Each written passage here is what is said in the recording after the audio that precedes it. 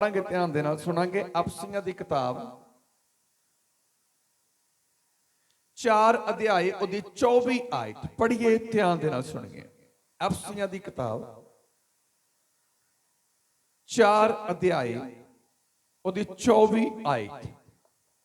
नवी इंसानियत नूं पहन लो जिहड़ी परमेश्वर दे अनुसार सच्चाई दे धर्म। हाँ इहदी 23 आयत भी पढ़ दियो जल्दी दे नाल। ਅਤੇ ਆਪਣੇ ਮਨ ਦੇ ਸੁਭਾਅ ਵਿੱਚ ਨਵੇਂ ਬਣੋ। ਅਤੇ ਆਪਣੇ ਮਨ ਦੇ ਸੁਭਾਅ ਦੇ ਵਿੱਚ ਨਵੇਂ ਬਣੋ। ਪਰਮੇਸ਼ਰ ਦਾ ਦਾਸ ਪੌਲਸ ਇਸ ਗੱਲ ਨੂੰ ਬਿਆਨ ਕਰ ਰਿਹਾ ਹੈ ਕਿ ਆਪਣੀ ਪੁਰਾਣੀ ਇਨਸਾਨੀਅਤ ਨੂੰ ਲਾ ਦਿਓ ਤੇ ਨਵੀਂ ਨੂੰ ਪਹਿਨ ਲਵੋ। ਪੁਰਾਣੀ ਨੂੰ ਲਾ ਕੇ ਨਵੀਂ ਨੂੰ ਪਹਿਨਣਾ ਭਾਵ ਆਪਣੇ ਸੁਭਾਅ 'ਚ ਨਵੇਂ ਬਣਨਾ। परमेश्वर नाल गल करन दे लई एक विश्वासी दे लई एक मसीही दे लई अति ज्यादा जरूरी आ कि वो अपने सुभाव दे वल ध्यान देवे। परमेश्वर कदी भी दुआवां दे उत्ते नहीं डुलदा। परमेश्वर तुहाडियां अखां दे हंझुआं उत्ते नहीं डुलना। परमेश्वर ने कदों तुहाडे लई काम करना है जदों तुसीं अपने उस सुभाव नूं अपने जीवन च लाओगे जिस सुभाव नूं परमेश्वर पसंद करता है। अज हर एक इंसान बहुत लोग पुराने सुभाव नूं लई फिरदे आ, प्रार्थना करदे आ।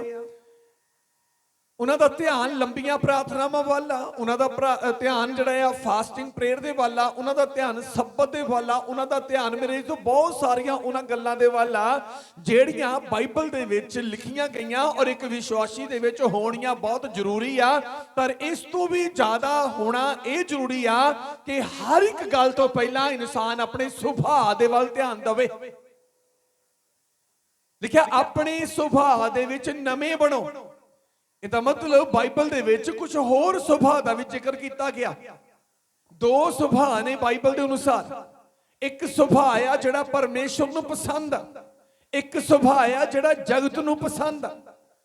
जिहड़ा परमेश्वर नूं सुभाव पसंद आ जे तुहाडे अंदर ओ सुभाव आ ते तुसीं ते तुहाडीआं गल्लां जगत नूं पसंद नहीं आउणीआं पर परमेश्वर नूं ओ पसंद आ रहीआं। ते एक ओ सुभाव आ जिहड़ा जगत नूं पसंद आ रहा कि तुहाडा सुभाव वधिया है लेकिन ओ तुहाडा सुभाव जिहड़ा दुनिया नूं पसंद आ ओ रब नूं पसंद नहीं आ। हुण देखना यह आ कि असीं किहदे तों आशीष लैणी आ, कौन साडे उत्ते किरपा कर सकदा है, कौन सदा दी जिंदगी सानूं दे सकदा है ते कौन इस धरती ते रहिंदिआं साडी हर एक खुशी नूं पूरा कर सकदा है। हालेलुया। ਜਿਹੜਾ ਸੁਭਾਅ परमेश्वर ਨੂੰ पसंद आ ਉਹ ਕਦੀ भी संसार ਨੂੰ पसंद नहीं आ सकदा। दुनियावी लोग उस सुभाਅ ਨੂੰ पसंद नहीं करनगे। दो सुभाਅ ने ते अज ज्यादा करके लोगों के अंदर की आ कि ਉਹ ਦੋਨੇ तरह का सुभाਅ ਲਈ ਫਿਰਦੇ ਆ। ਜਦੋਂ ਰੱਬ ਦੀ ਹਜ਼ੂਰੀ ਚ ਆਉਣਾ ਆ ਤਾਂ ਰੱਬ ਵਰਗੇ ਬਣਨ ਦੀ ਕੋਸ਼ਿਸ਼ ਕਰਨੀ ਆ, ਜਦੋਂ ਸੰਸਾਰ ਦੇ ਵਿੱਚ ਤਾਂ ਫਿਰ ਰੱਬ ਵਰਗੇ ਸੁਭਾਅ ਦੀ ਤਾਂ ਧਿਆਨ ਹੀ ਨਹੀਂ, ਫਿਰ ਜੱਗ ਵਰਗੇ ਸੁਭਾਅ ਚ ਲਈ ਫਿਰਦੇ ਰਹਿੰਦੇ ਆ। ਤੇ ਸੁਭਾਅ ਹੀ ਤੁਹਾਡੇ ਮਨ ਦੇ ਖਿਆਲਾਂ ਨੂੰ ਪੈਦਾ ਕਰਦਾ ਆ। ਤੁਹਾਡਾ ਸੁਭਾਅ ਹੀ ਤੁਹਾਡੀ ਜ਼ੁਬਾਨ ਦੇ ਉੱਤੋਂ ਦੀ ਰਸ ਪੈਦਾ ਕਰਦਾ ਆ। ਹਾਲੇਲੂਇਆ। ਪ੍ਰਭੂ ਦਾ ਦਾਸ ਪੌਲਸ ਕਿਉਂ ਕਹਿ ਰਿਹਾ ਕਿ ਆਪਣੇ ਸੁਭਾਅ ਚ ਨਵੇਂ ਬਣੋ। हर एक इंसान प्रार्थना करता उत्तर नहीं आ रहा, उसका कारण की है कि सुभाव पुराना ले फिरते हैं। तो जिद्दां दा सुभाव होएगा उदां दियां करनियां होणगियां, उदां दियां ही गल्लां होणगियां। एक बच्चे नूं एक अजिही टोली दे विच तुसीं मिला दिओ जिहड़ी बदमाशां दी टोली होवेगी और उन्हां दियां गल्लां अलग होणगियां, बदमाशी दियां गल्लां होणगियां। तुहाडा बच्चा भी उदां दियां गल्लां करनियां शुरू कर देवेगा। वो ये नहीं देखेगा कि मेरे सामने कौन आ, माता पिता भी बदमाशा वांग ही बोलेगा। एक बच्चे नूं शराबी लोगों के विच मेरे जो थोड़ा समा भेज दिओ उहदा सुभाव भी उदां दा हो जाएगा। एक बच्चे नूं तुसीं धार्मिक लोगों के विच ठहरा दिओ उहदा सुभाव धार्मिक हो जाएगा। भाव कहण दा मतलब कि सुभाव ते डिपेंड करदा है करनियां। ਤੇ ਅੱਜ ਮੈਂ ਦੱਸਣਾ ਚਾਹੁੰਦਾ ਆ ਪਰਮੇਸ਼ਵਰ ਸਾਡੇ ਤੋਂ ਕਿੱਦਾਂ ਦਾ ਸੁਭਾਅ ਚਾਹੁੰਦਾ ਆ, ਸਾਡੀਆਂ ਪ੍ਰਾਰਥਨਾਵਾਂ ਨੂੰ ਉਹ ਕਿਸ ਅਵਸਥਾ 'ਚ ਸੁਣੇਗਾ, ਕਦੋਂ ਪਰਮੇਸ਼ਵਰ ਆਪਣੇ ਵਾਅਦਿਆਂ ਨੂੰ ਪੂਰਾ ਕਰੇਗਾ ਕਿ ਤੇਰੇ ਪੁਕਾਰਨ ਤੋਂ ਪਹਿਲਾਂ ਮੈਂ ਉੱਤਰ ਦੇਵਾਂਗਾ। ਕਿੱਥੇ ਬਾਈਬਲ 'ਚ ਜਦੋਂ ਯਸ਼ਾਇਆ ਦੀ ਗੱਲ ਨੂੰ ਪੜ੍ਹਦੇ ਉਹਨੇ ਲਿਖਿਆ ਗਿਆ ਕਿ ਵੇਖ ਮੈਂ ਤੇਰਾ ਸੱਜਾ ਹੱਥ ਫੜੀ ਬੈਠਾ ਆ, ਨਾ ਡਰ ਮੈਂ ਤੇਰੇ ਅੰਗ ਸੰਗ ਜੋ ਹਾਂ। ਕਦੋਂ ਪਰਮੇਸ਼ਵਰ ਸਾਡੇ ਅੰਗ ਸੰਗ ਹੋਵੇਗਾ? ਜਦੋਂ ਸਾਡਾ ਸੁਭਾਅ ਮੇਰੇ ਜੋ ਪਰਮੇਸ਼ਵਰ ਦੀ ਮਰਜ਼ੀ ਦੇ ਮੁਤਾਬਕ ਹੋਵੇਗਾ। ਹਾਲੇਲੂਇਆ। ਮੈਂ ਜਦੋਂ ਇੱਥੇ ਬੈਠਾ ਹੋਇਆ ਸੀ ਪ੍ਰੇਅਰ ਦੇ ਵਿੱਚ ਪਹਿਲੇ ਭਜਨ 'ਚ, ਬਾਰਿਸ਼ ਬਹੁਤ ਜ਼ਿਆਦਾ ਸੀ, ਸੰਗਤ ਰੁਕ ਗਈ।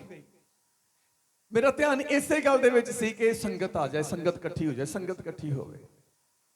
ਪਰ ਪ੍ਰਭੂ ਨੇ ਮੈਨੂੰ ਇਹ ਕਿਹਾ, ਆਤਮਾ ਨੇ ਮੈਨੂੰ ਅੰਦਰੋਂ ਅੰਦਰ ਸਿਖਾਇਆ ਕਿ ਤੂੰ ਇੱਥੇ ਸੰਗਤ ਇਕੱਠੀ ਕਰਨ ਆਇਆ ਜਾਂ ਮੇਰੀ ਮਰਜ਼ੀ ਨੂੰ ਪੂਰਾ ਕਰਨ ਆਇਆ? ਪ੍ਰਭੂ ਨੇ ਮੈਨੂੰ ਕੀ ਕਿਹਾ, ਆਤਮਾ ਨੇ, ਕਿ ਤੂੰ ਇੱਥੇ ਸੰਗਤ ਦਾ ਵਾਅਦਾ ਦੇਖਣ ਆਇਆ ਆ ਜਾਂ ਸੰਗਤ ਇਕੱਠੀ ਕਰਨ ਆਇਆ ਕਿ ਤੂੰ ਮੇਰੀ ਮਹਿਮਾ ਕਰਨ ਲਈ? ਮੈਂ ਕਿਹਾ ਪ੍ਰਭੂ ਮੈਂ ਆਪਣੀ ਜ਼ਿੰਦਗੀ ਦੀ ਮੈਂ ਤੈਨੂੰ ਗਾਰੰਟੀ ਦਿੰਦਾ ਕਿ ਮੈਂ ਅੱਜ ਦੇ ਦਿਨ 'ਚ ਤੇਰੀ ਮਹਿਮਾ ਲਈ ਇੱਥੇ ਆਇਆ ਹੋਇਆ। ਮੈਂ ਇਹ ਦੇਖਣ ਲਈ ਨਹੀਂ ਆਇਆ ਕਿੰਨੇ ਆਏ ਕਿੰਨੇ ਨਹੀਂ ਆਏ, ਮੈਂ ਅੱਜ ਦੇ ਦਿਨ ਦੇ ਵਿੱਚ ਸਿਰਫ ਤੇਰੀ ਮਹਿਮਾ ਕਰਨ ਲਈ ਆਇਆ। ਕਈ ਵਾਰੀ ਧਿਆਨ ਨਹੀਂ ਲੱਗਦਾਗਾ, ਮੇਰੇ ਆਲੇ ਦੁਆਲੇ ਥੋੜੇ ਬੰਦੇ ਆ, ਅੱਗੇ ਜ਼ਿਆਦਾ ਸੀ, ਗਾਉਣ ਵਾਲਿਆਂ ਦਾ ਮਨ ਵੀ ਨਹੀਂ ਲੱਗਦਾਗਾ ਕਿ ਮੋਰੇ ਅੱਜ ਸੁਣਨ ਵਾਲੇ ਥੋੜੇ ਆ, ਸਾਚੀਆਂ ਦਾ ਮਨ ਵੀ ਨਹੀਂ ਚੱਲਦਾਗਾ, ਫਿਰ ਸਾਊਂਡ ਵਾਲੇ ਦਾ ਵੀ ਮਨ ਨਹੀਂ ਕਰਦਾਗਾ ਸਾਊਂਡ ਚੰਗੀ ਤਰ੍ਹਾਂ ਆਪਰੇਟ ਕਰੇ ਕਿਉਂਕਿ ਮੋਰੇ ਥੋੜੇ ਸੀ। ਪਰਮੇਸ਼ਰ ਨੇ ਮੈਨੂੰ ਸਿਖਾਇਆ ਕਿ ਤੁਸੀਂ ਜਿਸ ਕੰਮ ਲਈ ਸੱਦੇ ਗਏ ਹੋ, ਤੁਸੀਂ ਇਹ ਨਾ ਦੇਖੋ ਸਾਡੇ ਨਾਲ 10 ਆ, ਸਾਡੇ ਨਾਲ 100 ਜਾਂ ਸਾਡੇ ਨਾਲ 1000 ਆ, ਤੁਸੀਂ ਇਹ ਦੇਖੋ ਕਿ ਸਾਡਾ ਖੁਦਾ ਸਾਡੇ ਨਾਲ ਆ। ਹਾਲੇਲੂਇਆ। ਮੈਂ ਕਦੀ ਨਹੀਂ ਇਹ ਦੇਖਦਾ ਕਿ ਗਾਉਣ ਵਾਲੇ ਕੀ ਕਰ ਰਹੇ ਆ, ਵਜਾਉਣ ਵਾਲੇ ਕੀ ਕਰ ਰਹੇ ਆ, ਸੁਣਨ ਵਾਲੇ ਕੀ ਕਰ ਰਹੇ ਆ। ਮੈਂ ਇਹ ਦੇਖਦਾ ਹੁੰਦਾ ਕਿ ਮੈਂ ਅੱਜ ਇੱਥੇ ਕੀ ਕਰਨ ਲਈ ਆਇਆ ਆ। ਹਾਲੇਲੂਇਆ। ਮੈਂ ਅੱਜ ਇੱਥੇ ਕੀ ਕਰਨ ਲਈ ਆਇਆ ਆ? ਮੈਂ ਅੱਜ ਖੁਦਾ ਦੀ ਮਹਿਮਾ ਕਰਨ ਲਈ ਆਇਆ ਤਾਂ ਕਿ ਮੈਂ ਆਪਣੇ ਹਿੱਸੇ ਦੀ ਆਸ਼ੀਸ਼ ਲੈ ਸਕਾਂ, ਮੈਂ ਪਰਮੇਸ਼ਰ ਦੇ ਸਨਮੁਖ ਹੋ ਸਕਾਂ, ਪਰਮੇਸ਼ਰ ਮੇਰੇ ਸਨਮੁਖ ਖੜਾ ਹੋ ਸਕੇ। ਹੁਣ ਲੈ ਕੇ ਚੱਲਦਾ ਹੈ ਤੁਹਾਨੂੰ ਪਵਿੱਤਰ ਵਚਨ ਦੇ ਵੱਲ ਕਿ ਪਰਮੇਸ਼ਵਰ ਕਿਹਨਾਂ ਲੋਕਾਂ ਦੇ ਨਾਲ ਗੱਲ ਕਰਦਾ ਆ, ਕਿਹਨਾਂ ਦੇ ਸਨਮੁਖ ਖੜਾ ਹੁੰਦਾ ਆ, ਕਿਹਨਾਂ ਦੀ ਆਵਾਜ਼ ਸੁਣਦਾ ਆ ਤੇ ਕਿਹਨਾਂ ਨੂੰ ਆਪਣੀ ਆਵਾਜ਼ ਸੁਣਾਉਂਦਾ ਆ। ਹਰੇਕ ਜਿਹੜਾ ਪ੍ਰਾਰਥਨਾ ਕਰਨ ਲਈ ਬੈਠਦਾ ਆ ਉਹ ਇਹ ਹਮੇਸ਼ਾ ਸੋਚੇ ਕਿ ਇਹ ਜ਼ਰੂਰ ਜਾਣੇ ਕਿ ਮੈਂ ਜਦ ਪ੍ਰਾਰਥਨਾ ਲਈ ਬੈਠਾ ਆ ਕੀ ਮੇਰਾ ਪਰਮੇਸ਼ਰ ਸੁਣਨ ਲਈ ਤਿਆਰ ਆ? ਜਦ ਮੈਂ ਭਜਨ ਗਾਵਾਂ ਜਾਂ ਘਰ ਦੇ ਵਿੱਚ ਭਜਨ ਗੁਣਗੁਣਾਵਾਂ, ਕੀ ਮੇਰਾ ਪਰਮੇਸ਼ਰ ਮੇਰੇ ਗੁਣ ਗਾਉਣੇ ਨੂੰ, ਮੇਰੇ ਭਜਨ ਗਾਉਣੇ ਨੂੰ ਸੁਣ ਰਿਹਾ? ਕੀ ਮੇਰਾ ਪਰਮੇਸ਼ਰ ਮੇਰੀਆਂ ਦੁਆਵਾਂ ਨੂੰ ਸੁਣ ਰਿਹਾ? ਕੀ ਮੇਰਾ ਪਰਮੇਸ਼ਰ ਮੇਰੀ ਫਾਸਟਿੰਗ ਨੂੰ ਪ੍ਰਵਾਨ ਕਰ ਰਿਹਾ? ਕੀ ਮੇਰਾ ਪਰਮੇਸ਼ਰ ਮੇਰੇ ਸਬਤ ਨੂੰ ਪ੍ਰਵਾਨ ਕਰ ਰਿਹਾ? ਕੀ ਮੇਰਾ ਪਰਮੇਸ਼ਰ ਮੇਰੇ ਅੱਖੀਆਂ ਦੇ ਅੱਥਰੂਆਂ ਨੂੰ ਪ੍ਰਵਾਨ ਕਰ ਰਿਹਾ? ਪਰ ਇਹ ਉਦੋਂ ਹੋਵੇਗਾ ਜਦੋਂ ਤੁਹਾਡਾ ਪਰਮੇਸ਼ਰ ਤੁਹਾਡੇ ਸਨਮੁਖ ਹੋਵੇਗਾ। ਤੇ ਸਨਮੁਖ ਹੋਣ ਦੇ ਲਈ ਸੰਤ ਪੌਲਸ ਨੇ ਕੀ ਕਿਹਾ? ਪਰਮੇਸ਼ਰ ਨੇ ਕਿਹਾ, ਮੈਂ ਇਤੋਂ ਜਦ ਬਾਈਬਲ ਹਿੰਦੀ ਦੀ ਬਾਈਬਲ ਪੜਾਉਣੀ ਹੈ, ਮਾਈਕ ਆਪਣਾ ਰੈਡੀ ਰੱਖਿਓ। ਪਰਮੇਸ਼ਰ ਦਾ ਦਾਸ ਪੌਲਸ ਕੀ ਕਹਿੰਦਾ ਆ? ਕਹਿੰਦਾ ਤੁਸੀਂ ਆਪਣੇ ਸੁਭਾਅ 'ਚ ਨਵੇਂ ਬਣੋ, ਕਿਉਂਕਿ ਪੁਰਾਣੀ ਸੁਭਾਅ ਨੂੰ ਪਰਮੇਸ਼ਰ ਪਸੰਦ ਨਹੀਂ ਕਰਦਾ। ਉਤਪਤ 1 ਅਧਿਆਇ ਉਹਦੀ 26 ਆਇਤ ਵਿੱਚ ਪੜਾਂਗੇ ਅਸੀਂ ਹਿੰਦੀ ਦੀ ਬਾਈਬਲ 'ਚੋਂ। ਪਰਮੇਸ਼ਰ ਪੁਰਾਣੀ ਸੁਭਾਅ ਨੂੰ ਪਸੰਦ ਨਹੀਂ ਕਰਦਾ। ਅੱਜ ਬਹੁਤੇ ਲੋਕ ਅਧੂਰੀ ਭਗਤੀ ਕਰੀ ਜਾ ਰਹੇ ਆ, ਬੇਥੋਹੀ ਦੌੜ ਦੇ ਵਿੱਚ ਦੌੜੇ ਹੋਏ ਆ। ਕਦੀ ਵੀ ਜਦੋਂ ਵਚਨ ਸੁਣਨਾ ਆ, ਆਂਢੀ ਗੁਆਂਢੀ ਵੱਲ ਨਾ ਧਿਆਨ ਦਿਓ ਕਿ ਆਂਢੀ ਗੁਆਂਢੀ ਸਹੀ ਨਹੀਂ ਆ, ਮੈਂ ਸਹੀ ਆ। ਆਪਣੇ ਵੱਲ ਧਿਆਨ ਦਿਓ ਕਿ ਵਚਨ ਦੀਆਂ ਗੱਲਾਂ ਦੇ ਨਾਲ ਤੁਹਾਡੀ ਪਰਖ ਹੋਣੀ ਆ, ਬਾਈਬਲ ਦੀਆਂ ਗੱਲਾਂ ਦੇ ਨਾਲ ਤੁਹਾਡੀ ਜਾਣ ਪਛਾਣ ਹੋਣੀ ਆ। ਜੇ ਤੁਸੀਂ ਕਹੋ ਕਿ ਕੋਈ ਸਿਫਾਰਿਸ਼ ਪਾ ਦੇਗਾ, ਕਦੀ ਹੋ ਨਹੀਂ ਸਕਦਾ। ਹਾਲੇਲੂਇਆ। ਨਵਾਂ ਕਿਹੜਾ ਸੁਭਾਅ ਪਰਮੇਸ਼ਰ ਚਾਹੁੰਦਾ ਆ? ਕਿਸ ਸੁਭਾਅ ਦੇ ਬੰਦੇ ਦੇ ਨਾਲ ਉਹ ਗੱਲ ਕਰਦਾ ਆ? ਕਿਹੜਾ ਉਹ ਸੁਭਾਅ ਆ ਜਿਹੜਾ ਪਰਮੇਸ਼ਰ ਨੂੰ ਪਸੰਦ ਆ? ਕਿਹੜਾ ਉਹ ਸੁਭਾਅ ਆ ਜਿਸ ਸੁਭਾਅ ਦੇ ਕਰਕੇ ਪਰਮੇਸ਼ਰ ਉਹਦੇ ਨਾਲ ਗੱਲ ਕਰਦਾ? ਰੌਲਾ ਪਾਉਣ ਵਾਲੇ ਤਾਂ ਬਹੁਤ ਆ ਕਿ ਪਰਮੇਸ਼ਰ ਨੇ ਮੈਨੂੰ ਐਦਾਂ ਗੱਲ ਕੀਤੀ, ਪਰਮੇਸ਼ਰ ਮੈਨੂੰ ਆਹ ਦਿਖਾਇਆ, ਪਰਮੇਸ਼ਰ ਮੈਨੂੰ ਉਹ ਦਿਖਾਇਆ। ਅੱਜ ਆਪਣੇ ਉਹਨਾਂ ਦਰਸ਼ਨਾਂ ਤੇ ਆਤਮਾ ਦੀਆਂ ਗੱਲਾਂ ਦੀ ਤੁਸੀਂ ਪਰਖ ਕਰ ਸਕਦੇ ਆ। ਕਿਹੜੇ ਸੁਭਾਅ ਦੇ ਵਿੱਚ ਪਰਮੇਸ਼ਰ ਗੱਲ ਕਰੇਗਾ? ਉਹ ਇਨਸਾਨ ਦਾ ਕਿਹੜਾ ਸੁਭਾਅ ਆ ਜਿਹੜਾ ਪਰਮੇਸ਼ਰ ਨੂੰ ਪਸੰਦ ਆ? ਉਤਪਤ ਦੀ ਕਿਤਾਬ 1 ਅਧਿਆਇ ਉਹਦੀ 26 ਆਇਤ ਪੜ੍ਹੀਏ, ਧਿਆਨ ਦੇ ਨਾਲ ਸੁਣੀਏ। फिर परमेश्वर ने कहा, हम मनुष्य को अपने स्वरूप के अनुसार अपनी समानता में बनाए। ਆ ਮੈਨੂੰ ਮੈਂ ਮਾਈਕ ਸੈੱਟ ਕਰੋ ਪਹਿਲਾਂ ਇਹਨਾਂ ਦਾ ਜੀ ਜਲਦੀ ਦੇ ਨਾਲ ਜਲਦੀ ਬੋਲੀਏ फिर परमेश्वर ने कहा, थोड़ा माइक दूर करें हम मनुष्य को अपने स्वरूप के अनुसार अपनी समानता में बनाए, अपने स्वरूप के अनुसार और अपनी समानता के अनुसार। परमेश्वर ने सृष्टि ਨੂੰ ਬਣਾਇਆ सृष्टि ਨੂੰ ਬਣਾਉਣ ਤੋਂ ਬਾਅਦ ਉਹਨੇ ਦੇਖਿਆ ਕਿ ਪਰਮੇਸ਼ਰ ਜੋ ਧਰਤੀ ਤੇ ਹੁੰਦਾ ਸੀ ਉਹਦੇ ਨਾਲ ਗੱਲ ਕਰਨ ਵਾਲਾ ਕੋਈ ਵੀ ਨਹੀਂ ਸੀ। ਪਰਮੇਸ਼ਰ ਦੇ ਨਾਲ ਗੱਲ ਕਰਨ ਵਾਲਾ ਕੋਈ ਵੀ ਨਹੀਂ ਸੀ। ਪਰਮੇਸ਼ਰ ਚਾਹੁੰਦਾ ਸੀ ਜਦ ਮੈਂ ਧਰਤੀ ਦੇ ਉੱਤੇ ਜਾਵਾਂ ਤੇ ਮੇਰੇ ਨਾਲ ਕੋਈ ਗੱਲ ਕਰਨ ਵਾਲਾ ਹੋਵੇ, ਕਿਉਂਕਿ ਇਸ ਗੱਲ ਨੂੰ ਅਸੀਂ ਆਦਮ ਤੋਂ ਬਾਅਦ ਨਾਰੀ ਦੀ ਜਿਹੜੀ ਪੈਦਾਇਸ਼ ਆ ਉਹ ਤੋਂ ਜਾਂਚ ਕਰਦੇ ਸਕਦੇ ਆ ਕਿ ਜਦੋਂ ਪਰਮੇਸ਼ਰ ਨੇ ਦੇਖਿਆ ਕਿ ਆਦਮੀ ਇਕੱਲਾ ਆ, ਲਿਖਿਆ ਗਿਆ ਕਿ ਮੈਂ ਨਹੀਂ ਚਾਹੁੰਦਾ ਕਿ ਆਦਮੀ ਇਕੱਲਾ ਰਹੇ, ਮੈਂ ਉਹਦੇ ਲਈ ਇੱਕ ਸਹਾਇਕਣ ਬਣਾਵਾਂਗਾ। ਭਾਵ ਉਹਨੇ ਜੇ ਆਦਮੀ ਦੇ ਲਈ ਸਹਾਇਕਣ ਬਣਾਉਣ ਦੇ ਲਈ ਸੋਚਿਆ ਤੇ ਪਰਮੇਸ਼ਰ ਜਦ ਧਰਤੀ ਤੇ ਆਉਂਦਾ ਸੀ, ਸ੍ਰਿਸ਼ਟੀ ਨੂੰ ਦੇਖਦਾ ਸੀ ਤਾਂ ਦੇਖਦਾ ਸੀ ਇੱਥੇ ਮੇਰੇ ਨਾਲ ਗੱਲ ਕਰਨ ਵਾਲਾ ਮੇਰੇ ਵਰਗਾ ਕੋਈ ਵੀ ਨਹੀਂ ਆ। ਪਰਮੇਸ਼ਰ ਨੇ ਇਨਸਾਨ ਨੂੰ ਆਪਣੇ ਸਰੂਪ ਉੱਤੇ ਤੇ ਆਪਣੀ ਸਮਾਨਤਾ ਦੇ ਵਿੱਚ ਬਣਾਇਆ। ਸਮਾਨਤਾ ਦਾ ਮਤਲਬ ਕਿ ਜਿੱਦਾਂ ਦਾ ਸੁਭਾਅ ਪਰਮੇਸ਼ਵਰ ਦਾ ਆ ਉਦਾਂ ਦਾ ਸੁਭਾਅ ਹੀ ਆਦਮੀ ਦਾ ਬਣਾਇਆ, ਤਾਂ ਕਿ ਪਰਮੇਸ਼ਵਰ ਔਰ ਆਦਮੀ ਇੱਕ ਲੈਵਲ ਦੇ ਉੱਤੇ ਆ ਸਕਣ। ਝੂਠੇ ਪ੍ਰਾਰਥਨਾ ਕਰਦੇ, ਝੂਠ ਬੋਲਣ ਵਾਲੇ ਪ੍ਰਾਰਥਨਾ ਕਰਦੇ, ਉਹ ਕਹਿੰਦੇ ਪ੍ਰਭੂ ਦਾ ਆਤਮਾ ਮੈਨੂੰ ਏਦਾਂ ਗਾਈਡ ਕਰਦਾ ਆ। ਝੂਠ ਮੇਰੇ ਗਾਲਾਂ ਕੱਢਣ ਵਾਲੇ ਕਹਿੰਦੇ ਪ੍ਰਭੂ ਦਾ ਆਤਮਾ ਮੈਨੂੰ ਏਦਾਂ ਬੋਲਦਾ ਆ। ਕਈ ਮੇਰੇ ਤੋਂ ਗਲਤ ਕੰਮ ਕਰਨ ਵਾਲੇ ਕਹਿੰਦੇ ਪ੍ਰਭੂ ਦਾ ਆਤਮਾ ਮੈਨੂੰ ਸਿਖਾਉਂਦਾ ਆ। ਕਈ ਚੋਰੀਆਂ ਠੱਗੀਆਂ ਕਰਨ ਵਾਲੇ ਕਹਿੰਦੇ ਆ ਕਿ ਪਰਮੇਸ਼ਵਰ ਦਾ ਆਤਮਾ ਮੇਰੀ ਅਗਵਾਈ ਕਰਦਾ ਆ। ਧਿਆਨ ਦਿਓ, ਆਦਮੀ ਨੂੰ ਪਰਮੇਸ਼ਵਰ ਨੇ ਆਪਣੀ ਸਮਾਨਤਾ 'ਚ ਕਿਉਂ ਬਣਾਇਆ? ਕਿਉਂਕਿ ਪਰਮੇਸ਼ਵਰ ਨੇ ਦੇਖਿਆ ਕਿ ਧਰਤੀ ਉੱਤੇ ਕੋਈ ਵੀ ਐਦਾਂ ਦੀ ਜੂਨ ਨਹੀਂ ਹੈ ਜਿਹੜੀ ਮੇਰੇ ਨਾਲ ਗੱਲ ਕਰੇ, ਜਿਹੜੀ ਨਾਲ ਮੈਂ ਗੱਲ ਕਰਾਂ। ਤੇ ਪਰਮੇਸ਼ਵਰ ਨੇ ਆਦਮੀ ਨੂੰ ਆਪਣੇ ਸਰੂਪ ਤੇ ਆਪਣੀ ਸਮਾਨਤਾ ਤੇ ਬਣਾਇਆ। ਫਿਰ ਭਾਵ ਜਿੱਦਾਂ ਦੀ ਸੋਚ ਪਰਮੇਸ਼ਵਰ ਦੀ ਆ ਉਦਾਂ ਦੀ ਸੋਚ ਆਦਮੀ ਦੀ। ਜਿੱਦਾਂ ਦਾ ਪਵਿੱਤਰ ਪਰਮੇਸ਼ਵਰ ਆ ਉਦਾਂ ਦਾ ਹੀ ਪਵਿੱਤਰ ਆਦਮੀ ਸੀ। ਜਿੱਦਾਂ ਦਾ ਪਰਮੇਸ਼ਵਰ ਵਚਨ ਦੇ ਵਿੱਚ ਆ ਉਦਾਂ ਦਾ ਹੀ ਆਦਮੀ ਵਚਨ ਦੇ ਵਿੱਚ ਸੀ। ਤਾਂ ਤਦੇ ਹੀ ਪਰਮੇਸ਼ਵਰ ਆਦਮੀ ਨਾਲ ਨਿਤ ਗੱਲ ਕਰਦਾ ਸੀ। ਜਦੋਂ ਅਸੀਂ ਮੇਰੇ ਜੋ ਬਾਈਬਲ 'ਚ ਪੜ੍ਹਦੇ ਹਾਂ, ਲਿਖਿਆ ਗਿਆ ਪਰਮੇਸ਼ਵਰ ਠੰਡੇ ਵੇਲੇ, ਜਦੋਂ ਆਦਮੀ ਨੇ ਪਾਪ ਕੀਤਾ ਉਸ ਤੋਂ ਬਾਅਦ ਇਹਦੀ ਗੱਲ ਕੀਤੀ ਗਈ ਆ, ਪਰਮੇਸ਼ਵਰ ਠੰਡੇ ਵੇਲੇ, ਦਿਨ ਦੇ ਠੰਡੇ ਵੇਲੇ ਪਰਮੇਸ਼ਵਰ ਧਰਤੀ ਉੱਤੇ ਅਦਨ ਦੀ ਵਾਟਿਕਾ 'ਚ ਆਉਂਦਾ ਸੀ। ਕਿਹਦੇ ਲਈ ਹੁੰਦਾ ਸੀ? ਰੁੱਖਾਂ ਨੂੰ ਦੇਖਣ ਹੁੰਦਾ ਸੀ, ਫਲਾਂ ਨੂੰ ਖਾਣ ਹੁੰਦਾ ਸੀ, ਸੰਸਾਰ ਨੂੰ ਦੇਖਣ ਹੁੰਦਾ ਸੀ? ਨਹੀਂ, ਉਹ ਕੇਵਲ ਔਰ ਕੇਵਲ ਪਰਮੇਸ਼ਵਰ ਆਦਮੀ ਨੂੰ ਮਿਲਣ ਲਈ ਹੁੰਦਾ ਸੀ। ਪਰਮੇਸ਼ਵਰ ਨੂੰ ਕੋਈ ਪਰਵਾਹ ਨਹੀਂ ਸੀ ਕਿ ਰੁੱਖਾਂ ਨੂੰ ਕੀ ਲੱਗਾ ਆ। ਪਰਮੇਸ਼ਵਰ ਨੂੰ ਕੋਈ ਪਰਵਾਹ ਨਹੀਂ ਸੀ ਕਿ ਹੁਣ ਕੀ ਹੋ ਰਿਹਾ ਕੀ ਨਹੀਂ ਹੋ ਰਿਹਾ। ਕੇਵਲ ਪਰਮੇਸ਼ਵਰ ਆਦਮੀ ਦੇ ਨਾਲ ਮਿਲਣ ਲਈ ਹੁੰਦਾ ਸੀ। ਕਿਉਂ ਮਿਲਣ ਲਈ ਹੁੰਦਾ ਸੀ? ਕਿਉਂਕਿ ਆਦਮੀ ਪਰਮੇਸ਼ਵਰ ਦੇ ਸਰੂਪ ਉੱਤੇ, ਪਰਮੇਸ਼ਵਰ ਦੇ ਸੁਭਾਅ ਦੇ ਉੱਤੇ ਸੀ। ਚੈੱਕ ਕਰੋ, ਕੀ ਤੁਸੀਂ ਐਦਾਂ ਦੇ ਸੁਭਾਅ ਵਾਲੇ ਹੋ ਕਿ ਪਰਮੇਸ਼ਰ ਡਾਇਰੈਕਟ ਤੁਹਾਡੇ ਨਾਲ ਗੱਲ ਕਰੇ?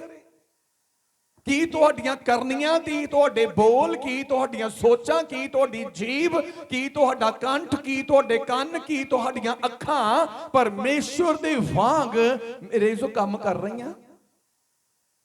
ਅਸੀਂ ਕਹਿੰਦੇ ਪਰਮੇਸ਼ਰ ਸਾਹਮਣੇ ਆ ਕੇ ਦਰਸ਼ਨ ਦੇ, ਪ੍ਰਭੂ ਸੁਪਨੇ ਜਾ ਕੇ ਦਰਸ਼ਨ ਦੇ, ਪ੍ਰਭੂ ਏਦਾਂ ਗੱਲ ਕਰ, ਪ੍ਰਭੂ ਓਦਾਂ ਗੱਲ ਕਰ, ਪ੍ਰਭੂ ਉਹਦੇ ਲਈ ਗੱਲ ਕਰ, ਪ੍ਰਭੂ ਉਹਦੇ ਲਈ ਗੱਲ ਕਰ। ਮੇਰੇ ਤੋਂ ਧਿਆਨ ਦਿਓ, ਕਈ ਵਾਰ ਅਸੀਂ ਕਹਿੰਦੇ ਪਰਮੇਸ਼ਰ ਫਲਾਣੇ ਥਾਂ ਮੇਰਾ ਹਸਬੈਂਡ ਆ, ਫਲਾਣੇ ਥਾਂ ਮੇਰਾ ਬੇਟਾ ਆ, ਫਲਾਣੇ ਥਾਂ ਮੇਰੀ ਵਾਈਫ ਆ, ਪ੍ਰਭੂ ਉਹਦੀ ਰਾਖੀ ਕਰ। ਪਰਮੇਸ਼ਰ ਰਾਖੀ ਕਿਹਦੀ ਕਰਦਾ ਆ? ਜਿਹੜਾ ਪਰਮੇਸ਼ਰ ਦੀ ਸਮਾਨਤਾ ਦੇ ਵਿੱਚ। ਪਰਮੇਸ਼ਰ ਦੀ ਸਮਾਨਤਾ ਸਰੀਰ ਦੀ ਦਿਖਾਵਟ ਨਾਲ ਨਹੀਂ, ਪਰਮੇਸ਼ਰ ਦੀ ਸਮਾਨਤਾ ਸੁਭਾਅ ਦੇ ਨਾਲ ਆ। ਹਾਲੇਲੂਇਆ। ਕਿਉਂਕਿ ਜਿਸ ਵੇਲੇ ਪਰਮੇਸ਼ਰ ਨੇ ਆਦਮੀ ਨੂੰ ਆਪਣੇ ਸਰੂਪ ਉੱਤੇ ਆਪਣੀ ਸਮਾਨਤਾ ਦੇ ਵਿੱਚ, ਭਾਵ ਸੁਭਾਅ ਦੀ ਸਮਾਨਤਾ ਦੇ ਵਿੱਚ ਬਣਾਇਆ, ਉਸ ਵੇਲੇ ਪਰਮੇਸ਼ਰ ਆਦਮੀ ਨੂੰ ਆਦਮੀ ਵਰਗਾ ਦਿਖਾਈ ਨਹੀਂ ਦਿੰਦਾ ਸੀ। ਹਾਲੇਲੂਇਆ। ਉਹ ਸ਼ਬਦ ਆ, ਉਹ ਆਤਮਾ ਆ। ਪਰਮੇਸ਼ਰ ਕੀ ਆ? ਆਤਮਾ। ਤੇ ਪਰ ਆਤਮਾ ਦੇ ਫਲ ਕੀ ਆ? ਬੋਲੋ, ਆਤਮਾ ਦੇ ਫਲ ਕੀ ਆ? ਬੱਚਿਆਂ ਚੋਂ ਇੱਕ ਮਾਈਕ ਦਿਓ, ਬੱਚਿਆਂ ਨੂੰ ਦੱਸੋ, ਇੱਕ ਕੋਈ ਵੀ ਆ ਕੇ। ਸੰਡੇ ਸਕੂਲ ਦੇ ਬੱਚੇ ਜਿਹੜੇ ਆਏ ਆ ਉਹਨਾਂ ਚੋਂ ਇੱਕ ਜਣਾ ਉੱਠ ਜਾਓ। ਮੈਨੂੰ ਪਤਾ ਹੈ ਇਹਨਾਂ ਨੂੰ। ਆਤਮਾ ਦੇ ਫਲ। ਉਸ ਵੇਲੇ ਆਤਮਾ ਦੇ ਪਰਮੇਸ਼ਰ ਆਤਮਾ 'ਚ ਸਹੀ ਲਿਖਿਆ ਗਿਆ ਆ, ਪਰਮੇਸ਼ਰ ਦਾ ਆਤਮਾ ਪਾਣੀਆਂ ਦੇ ਉੱਤੇ ਫੜਫੜਾਉਂਦਾ ਸੀ, ਵਸਦਾ ਸੀ। ਤੇ ਉਸ ਆਤਮਾ ਦੇ ਫਲ ਕੀ ਆ? ਪ੍ਰੇਮ, ਆਨੰਦ। ਉੱਠ ਕੇ ਖੜਾ ਹੋ, ਦਿਓ ਮਾਈਕ ਜਲਦੀ ਦੇ ਨਾਲ। प्रेम, आनंद, शांति, धीरज, दयाल की भलाई, वफादारी, नरमाई, संयम, आत्मा ने फल खिलाती है पहली। जोर ਨਾਲ ਤਾੜੀ ਮਾਰੀਏ ਪ੍ਰਭੂ ਦੀ ਮਹਿਮਾ ਦੇ ਲਈ।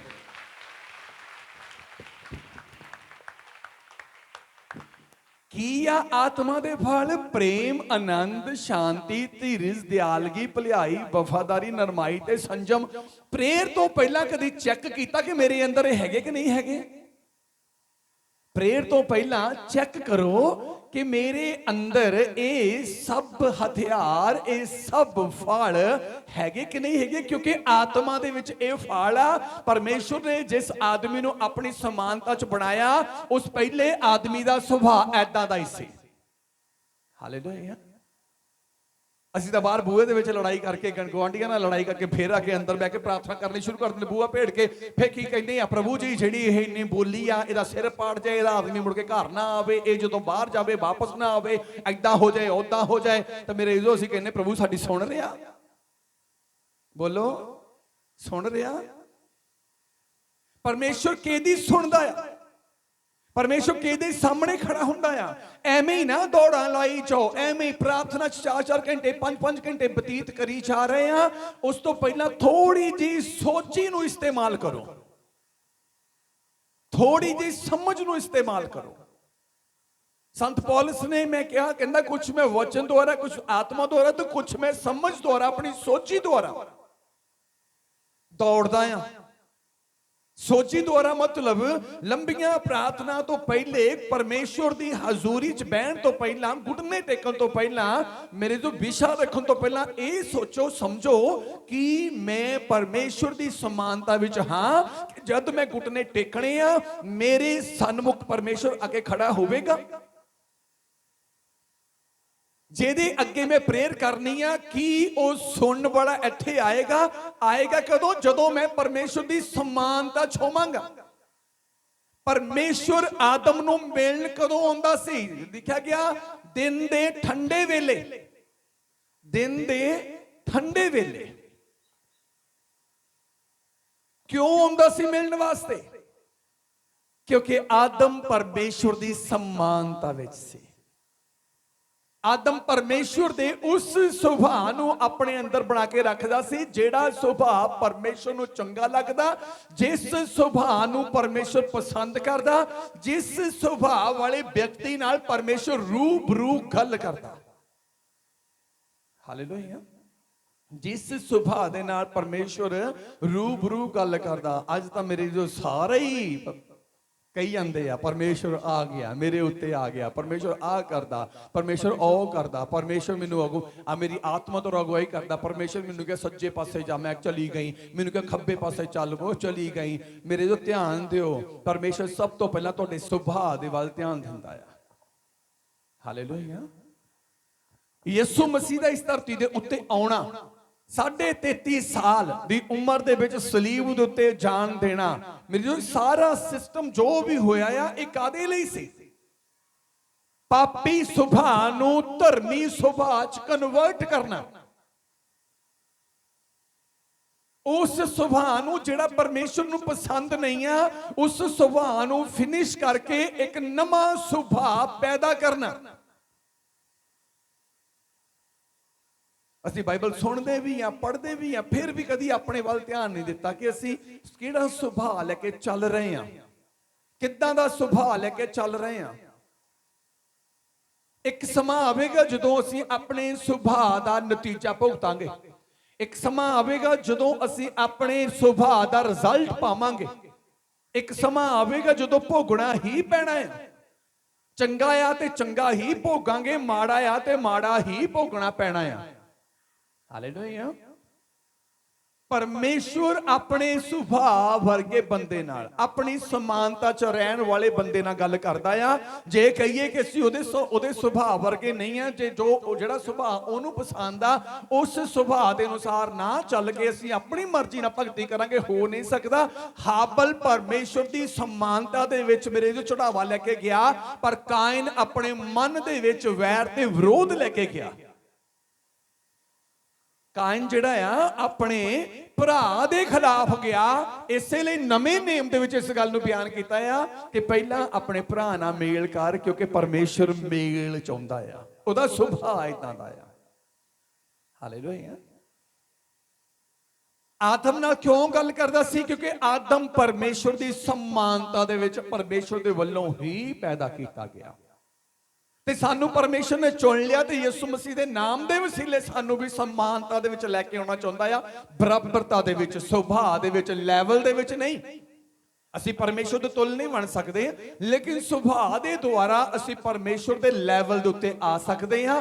ਬਹੁਤ ਸਾਰੇ ਲੋਕ ਕਹਿੰਦੇ ਆ ਲੈ ਜੀ ਪ੍ਰਭੂ ਦੇ ਜਦੋਂ ਦਾ ਸੁਭਾਅ ਚਾਹੁੰਦਾ ਉਦੋਂ ਦਾ ਪੈਦਾ ਨਹੀਂ ਹੋ ਸਕਦਾ।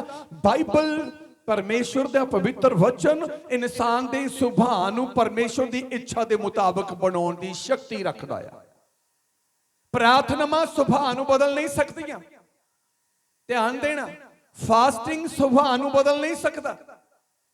ਬਾਈਬਲ ਦਾ ਪਵਿੱਤਰ ਵਚਨ ਹੀ ਆ ਜਿਹੜਾ ਸੁਭਾਅ ਨੂੰ ਬਦਲਦਾ ਆ। ਪ੍ਰਾਰਥਨਾ ਤੁਹਾਨੂੰ ਪਰਮੇਸ਼ਰ ਦੇ ਅੱਗੇ ਨਹੀਂ ਲੈ ਕੇ ਜਾ ਸਕਦੀਆਂ, ਲੇਕਿਨ ਵਚਨ ਤੁਹਾਨੂੰ ਪਰਮੇਸ਼ਰ ਦੇ ਅੱਗੇ ਲੈ ਕੇ ਜਾ ਸਕਦਾ ਆ। ਹਾਲੇਲੂਇਆ। ਗੱਲਾਂ ਬਹੁਤ ਜ਼ਿਆਦਾ ਮੇਰੇ ਜੋ ਅੱਜ ਜੇ ਦੇਖੀਏ ਸੋਸ਼ਲ ਮੀਡੀਆ ਦੇ ਉੱਤੇ ਇੰਨਾ ਕੁ ਵਚਨ ਆ, ਜਿੰਨਾ ਮਰਜ਼ੀ ਸੁਣ ਲਓ, ਜਿੱਡੀ ਮਰਜ਼ੀ ਭਗਤੀ ਕਰ ਲਓ, ਜਦ ਤੱਕ ਤੁਸੀਂ ਆਪਣੇ ਪਰਮੇਸ਼ਵਰ ਦੇ ਸੁਭਾਅ ਦੀ ਸਮਾਨਤਾ 'ਚ ਨਹੀਂ ਆਉਂਦੇ, ਤਦ ਤੱਕ ਤੁਸੀਂ ਪਰਮੇਸ਼ਵਰ ਦੇ ਅੱਗੇ ਕਦੀ ਵੀ ਪੇਸ਼ ਨਹੀਂ ਹੋ ਸਕਦੇ। ਨਾ ਤੁਹਾਡੀਆਂ ਦੁਆਵਾਂ, ਚੀਕ ਚਿਹਾੜਾ ਪਰਮੇਸ਼ਵਰ ਨੂੰ ਖਿੱਚ ਕੇ ਤੁਹਾਡੇ ਤੱਕ ਲੈ ਕੇ ਆ ਸਕਦਾ। ਨਹੀਂ, ਇਹ ਕਦੀ ਨਹੀਂ ਹੋ ਸਕਦਾ। ਪਰ ਤੁਹਾਡਾ ਸੁਭਾਅ, ਪਰ ਬਾਈਬਲ 'ਚ ਕਿਤੇ ਨਹੀਂ ਲਿਖਿਆ ਗਿਆ ਕਿ ਆਦਮ ਨੇ ਪ੍ਰੇਅਰ ਕੀਤੀ, ਕਿਤੇ ਨਹੀਂ ਲਿਖਿਆ ਗਿਆ ਕਿ ਆਦਮ ਨੇ ਰੋਇਆ, ਕਿਤੇ ਨਹੀਂ ਲਿਖਿਆ ਗਿਆ ਕਿ ਆਦਮ ਨੇ ਪ੍ਰਾਰਥਨਾਵਾਂ ਕੀਤੀਆਂ, ਫਾਸਟਿੰਗ ਕੀਤੀ। ਪਰਮੇਸ਼ਵਰ ਆਦਮ ਦੀ ਵਾਟਕਾ 'ਚ ਆਦਮ ਨੂੰ ਮਿਲਣ ਹੁੰਦਾ ਸੀ, ਕਿਉਂਕਿ ਆਦਮ ਦਾ ਸੁਭਾਅ ਪਰਮੇਸ਼ਰ ਨੂੰ ਖਿੱਚ ਕੇ ਲੈ ਕੇ ਆਉਂਦਾ ਸੀ।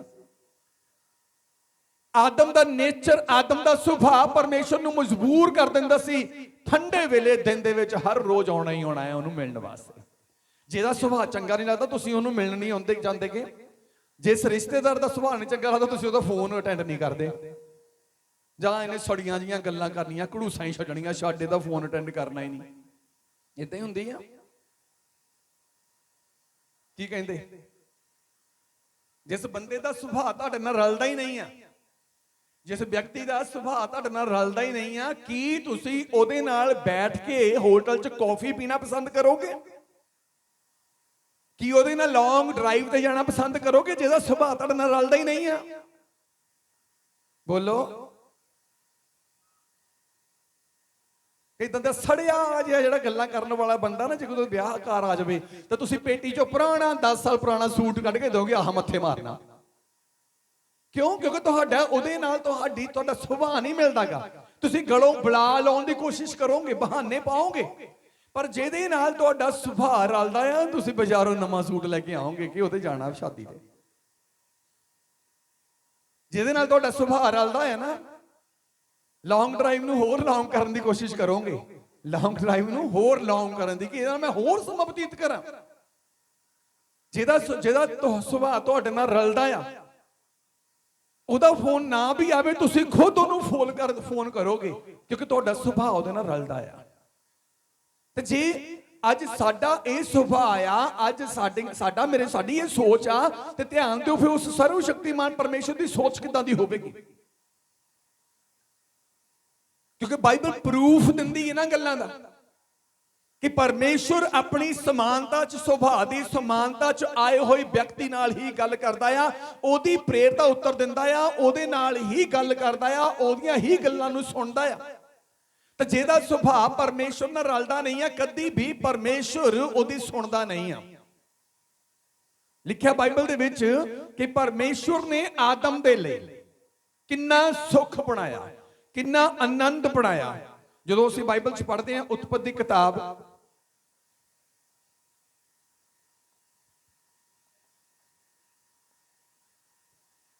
ਹਾਲੇਲੂਇਆ, ਸੁਣੋ ਧਿਆਨ ਦੇ ਨਾਲ।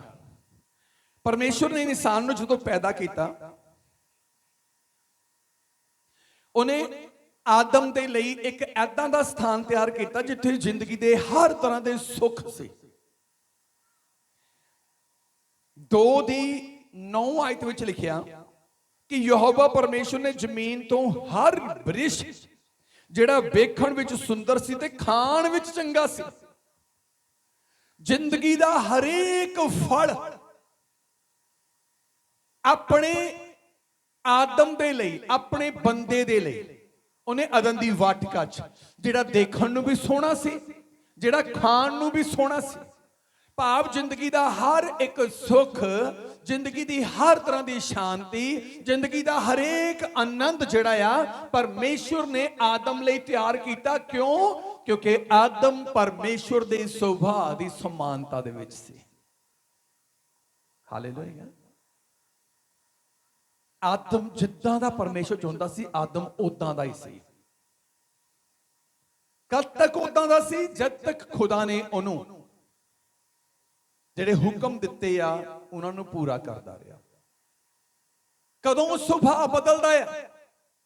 ਸ਼ੈਤਾਨ ਨੂੰ ਪਤਾ ਸੀ ਕਿ ਮੈਂ ਆਦਮ ਨੂੰ ਪਰਮੇਸ਼ਵਰ ਤੋਂ ਅੱਡ ਨਹੀਂ ਕਰ ਸਕਦਾ।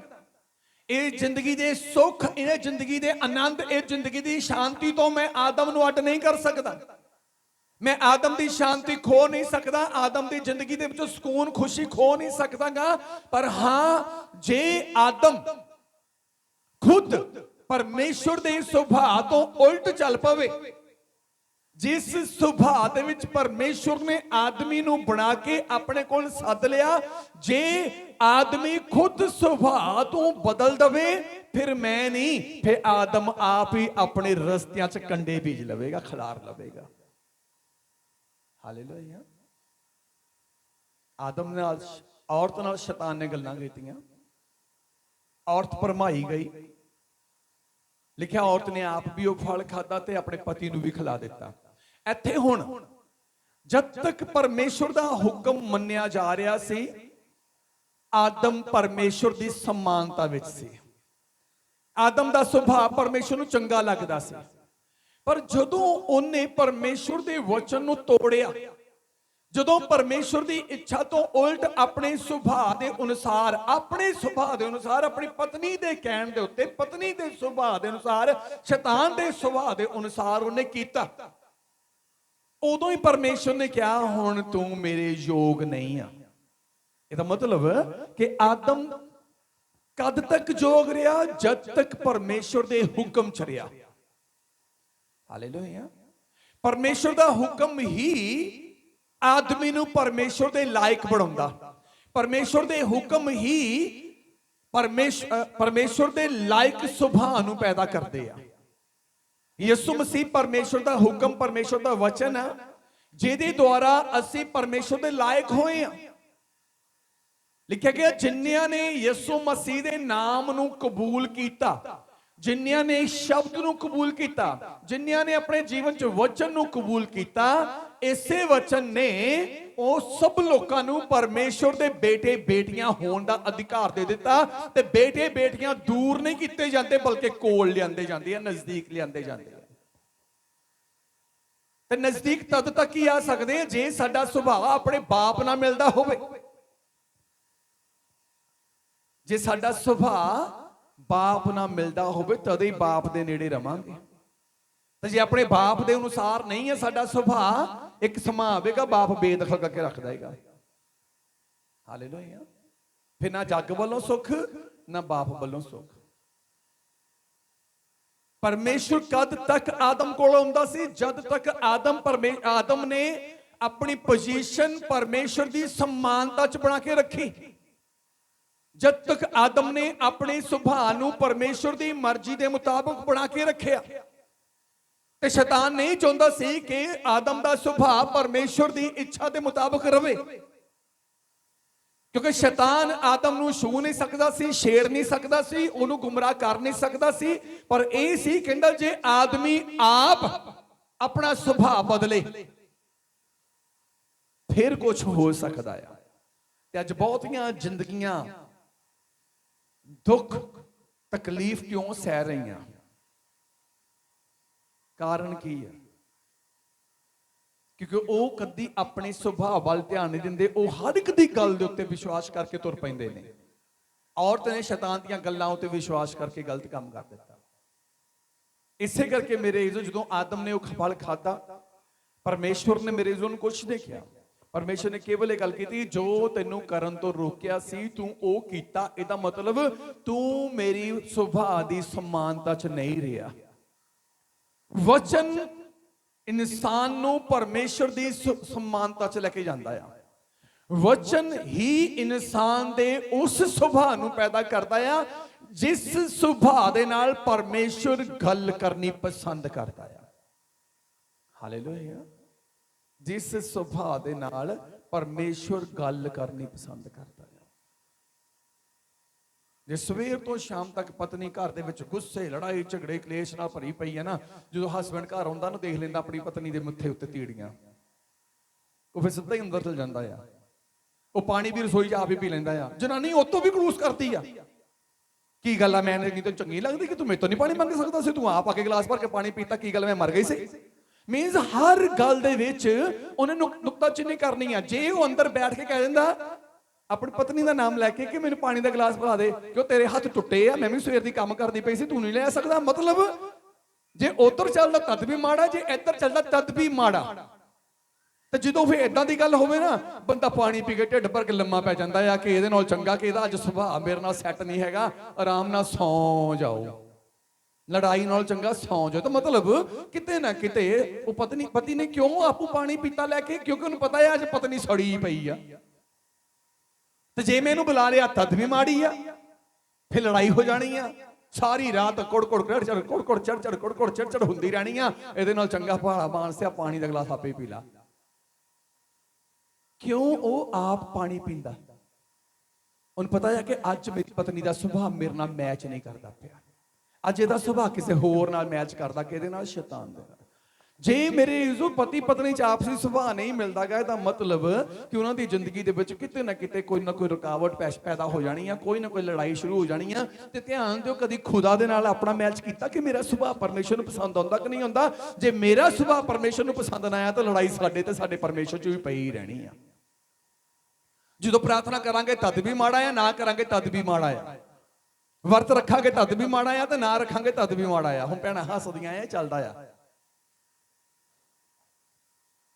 ਟੀਵੀ ਦੇ ਵਿੱਚ ਸੀਰੀਅਲ ਹੁੰਦੇ ਘਰ ਘਰ ਕੀ ਕਹਾਣੀ, ਹੈਗਾ ਕਿ ਨਹੀਂ ਹੈਗਾ? ਘਰ ਘਰ ਦੀ ਕਹਾਣੀ ਇਹੀ ਆ। ਤੇ ਇਹ ਚੀਜ਼ਾਂ ਹੁੰਦੀਆਂ ਹੀ ਰਹਿੰਦੀਆਂ ਆ। ਤੇ ਜੇ ਹਸਬੈਂਡ ਵਾਈਫ ਦਾ ਮਨ ਨਹੀਂ ਰਲਦਾਗਾ ਤੇ ਫਿਰ ਕੀ ਗਰੰਟੀ ਆ ਉਸ ਹਸਬੈਂਡ ਜਾਂ ਉਸ ਵਾਈਫ ਦੀ ਕਿ ਉਹਦਾ ਪਰਮੇਸ਼ਰ ਨਾਲ ਰਲਦਾ ਹੋਏਗਾ? ਜੇ ਇੱਕ ਔਰਤ ਆਪਣੇ ਹਸਬੈਂਡ ਦੇ ਸੁਭਾਅ ਦੀ ਸਮਾਨਤਾ 'ਚ ਨਹੀਂ ਆਉਂਦੀ, ਉਹ ਕਦੀ ਵੀ ਆਪਣੇ ਪਰਮੇਸ਼ਰ ਦੇ ਸੁਭਾਅ ਦੀ ਸਮਾਨਤਾ 'ਚ ਨਹੀਂ ਆ ਸਕਦੀ। ਜੇ ਇੱਕ ਹਸਬੈਂਡ ਆਪਣੀ ਪਤਨੀ ਦੇ ਸੁਭਾਅ ਦੀ ਸਮਾਨਤਾ 'ਚ ਨਹੀਂ ਆਉਂਦਾਗਾ, ਉਹ ਕਦੀ ਵੀ ਆਪਣੇ ਪਰਮੇਸ਼ਰ ਦੇ ਸੁਭਾਅ ਦੀ ਸਮਾਨਤਾ 'ਚ ਨਹੀਂ ਆਵੇਗਾ। ਪਤਨੀ ਪਤੀ ਦੀ ਗੱਲ ਨਹੀਂ ਸੁਣੇਗੀ, ਪਤੀ ਪਤਨੀ ਦੀ ਗੱਲ ਨਹੀਂ ਸੁਣੇਗਾ, ਤੇ ਨਾ ਪਤਨੀ ਦੀ ਗੱਲ ਪਰਮੇਸ਼ਰ ਸੁਣੇਗਾ, ਨਾ ਪਤੀ ਦੀ ਗੱਲ ਪਰਮੇਸ਼ਰ ਸੁਣੇਗਾ। ਖਾਲੀ ਰਹਿ ਜਾਣਾ। ਹਾਲੇਲੂਇਆ। ਕਈ ਮੈਨੂੰ ਕਹਿੰਦੇ ਆ ਜੀ ਤੁਸੀਂ ਪੋਜ਼ਿਟਿਵ ਗੱਲਾਂ ਕਰਿਆ ਕਰੋ, ਪੋਜ਼ਿਟਿਵ ਵਧੀਆ ਗੱਲਾਂ ਕਰਿਆ ਕਰੋ। ਬਾਈਬਲ ਦੇ ਵਿੱਚ ਵਧੀਆ ਗੱਲਾਂ ਤੋਂ ਪਹਿਲਾਂ ਸਾਨੂੰ ਆਪਣੀਆਂ ਕਮਜ਼ੋਰ ਬਰੀਕੀਆਂ ਨੂੰ ਫੜਨਾ ਪੈਣਾ ਹੈ। ਜੇ ਬਰੀਕੀਆਂ ਕਮਜ਼ੋਰੀ ਦੀਆਂ ਬਰੀਕੀਆਂ ਫੜਾਂਗੇ ਤਦੇ ਹੀ ਵਧੀਆ ਬਣਾਂਗੇ। ਇੱਕ ਬੂਟੇ ਦੀ ਜਿਹੜੀ ਜੜ ਹੁੰਦੀ ਹੈ ਉਹਦੇ ਕਿੰਨੀਆਂ ਹੀ ਥੱਲੇ ਮੇਰੇ ਲਾਂਗਰਾਂ ਹੁੰਦੀਆਂ ਆ, ਮਤਲਬ ਕਿੰਨਾ ਹੀ ਕੁਛ, ਕਿੰਨੇ ਹੀ ਉਹ ਥੱਲੇ ਨੂੰ ਧਾਗੇ ਜਿਹੇ ਲਮਕੇ ਹੁੰਦੇ। ਇੱਕ ਬੂਟਾ ਜਦੋਂ ਤੁਸੀਂ ਲੈਂਦੇ ਆ, ਜੇ ਉਸ ਕਿੰਨੀਆਂ ਸਾਰੀਆਂ ਲਾਂਗਰਾਂ ਚੋਂ ਇੱਕ ਜੜ ਦੀ ਇੱਕ ਮਰੀਜ਼ੋਂ ਇੱਕ ਛੜ ਜੀ ਫੜ ਲਓ, ਜੋ ਉਹਨੂੰ ਬਿਮਾਰੀ ਲੱਗੀ ਹੋਵੇ, ਕੀੜਾ ਲੱਗਾ ਹੋਵੇ, ਕੋਈ ਗਰੰਟੀ ਨਹੀਂ ਆ ਕਿ ਬੂਟਾ ਗਾਂ ਵਧੇਗਾ। ਇਸੇ ਲਈ ਪ੍ਰਭੂ ਦਾ ਦਾਸ ਬਿਆਨ ਕਰਦਾ ਬਾਈਬਲ ਦੇ ਵਿੱਚੋਂ ਕਹਿੰਦਾ ਇਹਨਾਂ ਛੋਟੀਆਂ ਛੋਟੀਆਂ, ਕਹਿੰਦਾ ਕਿ ਲੂੰਬੜੀਆਂ ਨੂੰ ਫੜ ਲਵੋ ਨਹੀਂ ਤਾਂ ਅੰਗੂਰੀ ਬਾਗ ਨਸ਼ਟ ਕਰ ਦੇਣਗੀਆਂ। ਨਿੱਕੀਆਂ ਨਿੱਕੀਆਂ ਲੂੰਬੜੀਆਂ ਜਦੋਂ ਅੰਗੂਰੀ ਬਾਗ 'ਚ ਵੜਦੀਆਂ ਉਹ ਨਸ਼ਟ ਕਰ ਦਿੰਦੀਆਂ ਨੇ। ਨਿੱਕੀਆਂ ਨਿੱਕੀਆਂ ਲੂੰਬੜੀਆਂ ਦਾ ਮਤਲਬ ਆ ਨਿੱਕੀਆਂ ਨਿੱਕੀਆਂ ਕਮੀਆਂ। ਜਦੋਂ ਨਿੱਕੀਆਂ ਨਿੱਕੀਆਂ ਕਮੀਆਂ ਫੜ ਲਵਾਂਗੇ, ਪਰਿਵਾਰ ਵੀ ਸਾਡਾ ਸਫਲ ਹੋ ਜਾਵੇਗਾ, ਖੁਦਾ ਦੇ ਨਾਲ ਰਿਸ਼ਤਾ ਵੀ ਬਣ ਜਾਏਗਾ। ਤੇ ਜੇ ਨਿੱਕੀਆਂ ਨਿੱਕੀਆਂ ਗੱਲਾਂ ਹੀ ਨਹੀਂ ਫੜਨੀਆਂ,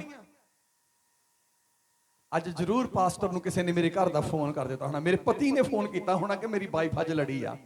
ਤੇ ਅੱਜ ਕਈ ਬੰਦਿਆਂ ਨੇ ਕਹਿਣਾ ਆ ਮੇਰੀ ਘਰ ਵਾਲੀ ਦੀ ਜਵਾਨ ਰਹਿੰਦੀ ਨਹੀਂ, ਪਾਸਟਰ ਨੂੰ ਸਵੇਰੇ ਸਵੇਰੇ ਅੱਜ ਫੋਨ ਕਰਕੇ ਦੱਸ ਦਿੱਤਾ ਹੋਣਾ ਆ ਕਿ ਸਾਡੇ ਘਰ 'ਚ ਲੜਾਈ ਹੋਈ ਆ, ਇਸ ਲਈ ਪਾਸਟਰ ਨੇ ਅੱਜ ਇਹ ਪ੍ਰਚਾਰ ਕੀਤਾ। ਨਹੀਂ, 3 ਦਿਨ ਹੋ ਗਏ ਸੀ ਪਰਮੇਸ਼ਰ ਦਾ ਆਤਮਾ ਮੈਨੂੰ ਗਾਈਡ ਕਰਦੇ ਆ, 3 ਦਿਨ ਹੋ ਗਏ ਸੀ। ਸਾਨੂੰ ਬਹੁਤ ਈਜ਼ੀ ਲੱਗਦਾ ਆ ਪਾਸਟਰ ਦੇ ਸਨਮੁਖ ਖੜੇ ਹੋ ਕੇ ਪ੍ਰੇਅਰ ਕਰਾਉਣੀ, ਸਾਨੂੰ ਬਹੁਤ ਈਜ਼ੀ ਲੱਗਦਾ ਆ। ਧਿਆਨ ਦਿਓ, ਜੇ ਤੁਸੀਂ ਪਾਸਟਰ ਤੋਂ ਪ੍ਰੇਅਰ ਕਰਾ ਲਵੋਗੇ, ਪਰਮੇਸ਼ਰ ਹੀ ਤੁਹਾਡੇ ਕੰਮ ਲਈ ਖੜਾ ਨਾ ਹੋਵੇਗਾ ਤਾਂ ਪਾਸਟਰ ਤੁਹਾਡੇ ਲਈ ਕੰਮ ਕਰਦਾ ਹੈਗਾ ਕਦੀ ਵੀ ਨਹੀਂ। ਕਿ ਪਾਸਟਰ ਕੋਲ ਇਹ ਅਥਾਰਟੀ ਹੈਗੀ ਆ ਕਿ ਜੇ ਪਰਮੇਸ਼ਰ ਤੁਹਾਡੇ ਤੋਂ ਨਾਰਾਜ਼ ਆ, ਨਿਰਾਸ਼ ਆ, ਤੇ ਪਰਮੇਸ਼ਰ ਦਾ ਸੁਭਾਅ ਤੁਹਾਡੇ ਸੁਭਾਅ ਨਾਲ ਮੈਚ ਨਹੀਂ ਕਰਦਾ, ਪਰਮੇਸ਼ਰ ਤੁਹਾਡੇ ਸੁਭਾਅ ਕਰਕੇ ਤੁਹਾਡੇ ਜੀਵਨ 'ਚ ਕੰਮ ਕਰਨਾ ਨਹੀਂ ਚਾਹੁੰਦਾਗਾ, ਕਿ ਪਾਸਟਰ ਦੀ ਪ੍ਰੇਅਰ ਦੇ ਨਾਲ ਪਰਮੇਸ਼ਰ ਕੰਮ ਕਰੇਗਾ, ਕਦੀ ਨਹੀਂ, ਕਦੀ ਨਹੀਂ ਕੰਮ ਕਰੇਗਾ। ਪਾਸਟਰ ਦੀ ਪ੍ਰੇਅਰ ਤੋਂ ਪਹਿਲਾਂ ਵਿਸ਼ਵਾਸੀ ਨੂੰ ਪਰਮੇਸ਼ਰ ਦੇ ਸੁਭਾਅ ਦੀ ਸਮਾਨਤਾ ਚਾਹਣਾ ਪੈਣਾ ਆ, ਤਾਂ ਕਿ ਪਰਮੇਸ਼ਰ ਨੇ ਮੇਰੇ ਵਿੱਚ ਦੀ ਹੋਈ ਕੰਮ ਨਹੀਂ ਕਰਨਾ, ਪਰਮੇਸ਼ਰ ਨੇ ਡਾਇਰੈਕਟ ਤੁਹਾਡੇ ਲਈ ਕੰਮ ਕਰਨਾ ਆ। ਹਾਲੇਲੂਇਆ। ਤੇ ਪਰਮੇਸ਼ਰ ਡਾਇਰੈਕਟ ਕੰਮ ਉਦੋਂ ਕਰੇਗਾ ਜਦੋਂ ਪਰਮੇਸ਼ਰ ਨੂੰ ਲੱਗੇਗਾ ਕਿ ਇਹ ਮੇਰੇ ਸਾਹਮਣੇ ਆਉਣ ਦੇ ਲਾਇਕ ਹੈ। ਬਾਈਬਲ 'ਚ ਲਿਖਿਆ ਗਿਆ ਜਦੋਂ ਯਿਸੂ ਮਸੀਹ ਨੇ ਜਾਨ ਦਿੱਤੀ, ਸਲੀਬ ਉੱਤੇ ਜਾਨ ਦਿੱਤੀ, ਤੇ ਹੈਕਲ ਦਾ ਪਰਦਾ ਕੀ ਹੋ ਗਿਆ? ਪਾਟ ਗਿਆ। ਇਸ਼ਾਰਾ ਕੀ ਆ? ਇਸ਼ਾਰਾ ਕੀ ਆ? ਉਸ ਹੈਕਲ ਦੇ ਪਰਦੇ ਦੇ ਵਿੱਚ ਵੱਡਾ ਭੇਦ ਆ। ਇਹ ਪਰਦਾ ਪੁਰਾਣੇ ਨੇਮ ਨੂੰ ਦਰਸਾਉਂਦਾ ਆ। ਪੁਰਾਣੇ ਨੇਮ 'ਚ ਕੋਈ ਵੀ ਵਿਸ਼ਵਾਸੀ ਪਰਮੇਸ਼ਰ ਦੀ ਜਗਵੇਦੀ ਦੇ ਸਾਹਮਣੇ ਕਦੀ ਜਾ ਨਹੀਂ ਸਕਦਾ ਸੀ। ਪੁਰਾਣੇ ਨੇਮ ਦਾ ਵਿਸ਼ਵਾਸੀ ਕਦੀ ਵੀ ਪਰਮੇਸ਼ਰ ਦੇ ਸਾਹਮਣੇ ਨਹੀਂ ਜਾ ਸਕਦਾ। ਜੇ ਪਾਪੀ ਜਾਂਦਾ ਸੀ, ਮਰ ਜਾਂਦਾ ਸੀ, ਖਤਮ ਹੋ ਜਾਂਦਾ ਸੀ, ਉਹਨੂੰ ਇਹ ਨਹੀਂ ਕਿਹਾ ਜਾਂਦਾ ਬਸ ਜੀ ਤੂੰ ਮਰਨ ਵਾਲਾ ਹੈ ਨਾ।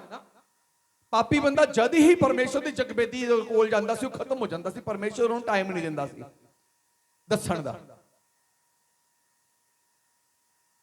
ਕਿਉਂਕਿ ਉਹ 'ਚ ਪਾਪ ਹੁੰਦਾ ਸੀ, ਉਹ 'ਚ ਪਾਪ ਹੁੰਦਾ ਸੀ। ਯਿਸੂ ਮਸੀਹ ਨੇ ਸਲੀਬ ਉੱਤੇ ਆਪਣਾ ਲਹੂ ਬਹਾ ਕੇ, ਆਪਣੀ ਲਹੂ ਬਹਾਇਆ, ਮਾਫੀ ਆਈ, ਨਾਲ ਹੀ ਜਾਨ ਦਿੱਤੀ ਤੇ ਪਰਦਾ ਪਾੜ ਦਿੱਤਾ। ਕਹਿੰਦਾ ਹੁਣ ਪਰਮੇਸ਼ਰ ਤੇ ਮਨੁੱਖ ਦੇ ਵਿੱਚ ਕੋਈ ਵੀ ਪਰਦਾ ਨਹੀਂ ਹੋਵੇਗਾ, ਪਰਮੇਸ਼ਰ ਤੇ ਮਨੁੱਖ ਆਮੋ ਸਾਹਮਣੇ ਹੋ ਜਾਣਗੇ। ਹਾਲੇਲੂਇਆ। ਹੈਕਲ ਦੇ ਪਰਦੇ ਦੇ ਪਾਟਣ ਦਾ ਮਤਲਬ ਕਿ ਪੂਰੇ ਪੁਰਾਣੇ ਨੇਮ ਦੇ ਵਿੱਚ ਜਿਸ ਪਰਮੇਸ਼ਰ ਨੂੰ ਕੋਈ ਵੀ ਦੇਖ ਨਹੀਂ ਸਕਦਾ ਸੀ, ਯਿਸੂ ਮਸੀਹ ਨੇ ਤੌਬਾ ਤੇ ਮੇਰੇ ਪਵਿੱਤਰਤਾਈ ਦੇ ਨਾਲ ਹਰ ਇੱਕ ਮਨੁੱਖ ਨੂੰ, ਵਿਸ਼ਵਾਸ ਕਰਨ ਵਾਲੇ ਨੂੰ ਪਰਮੇਸ਼ਰ ਦੇ ਸਨਮੁਖ ਖੜਾ ਕਰ ਦਿੱਤਾ।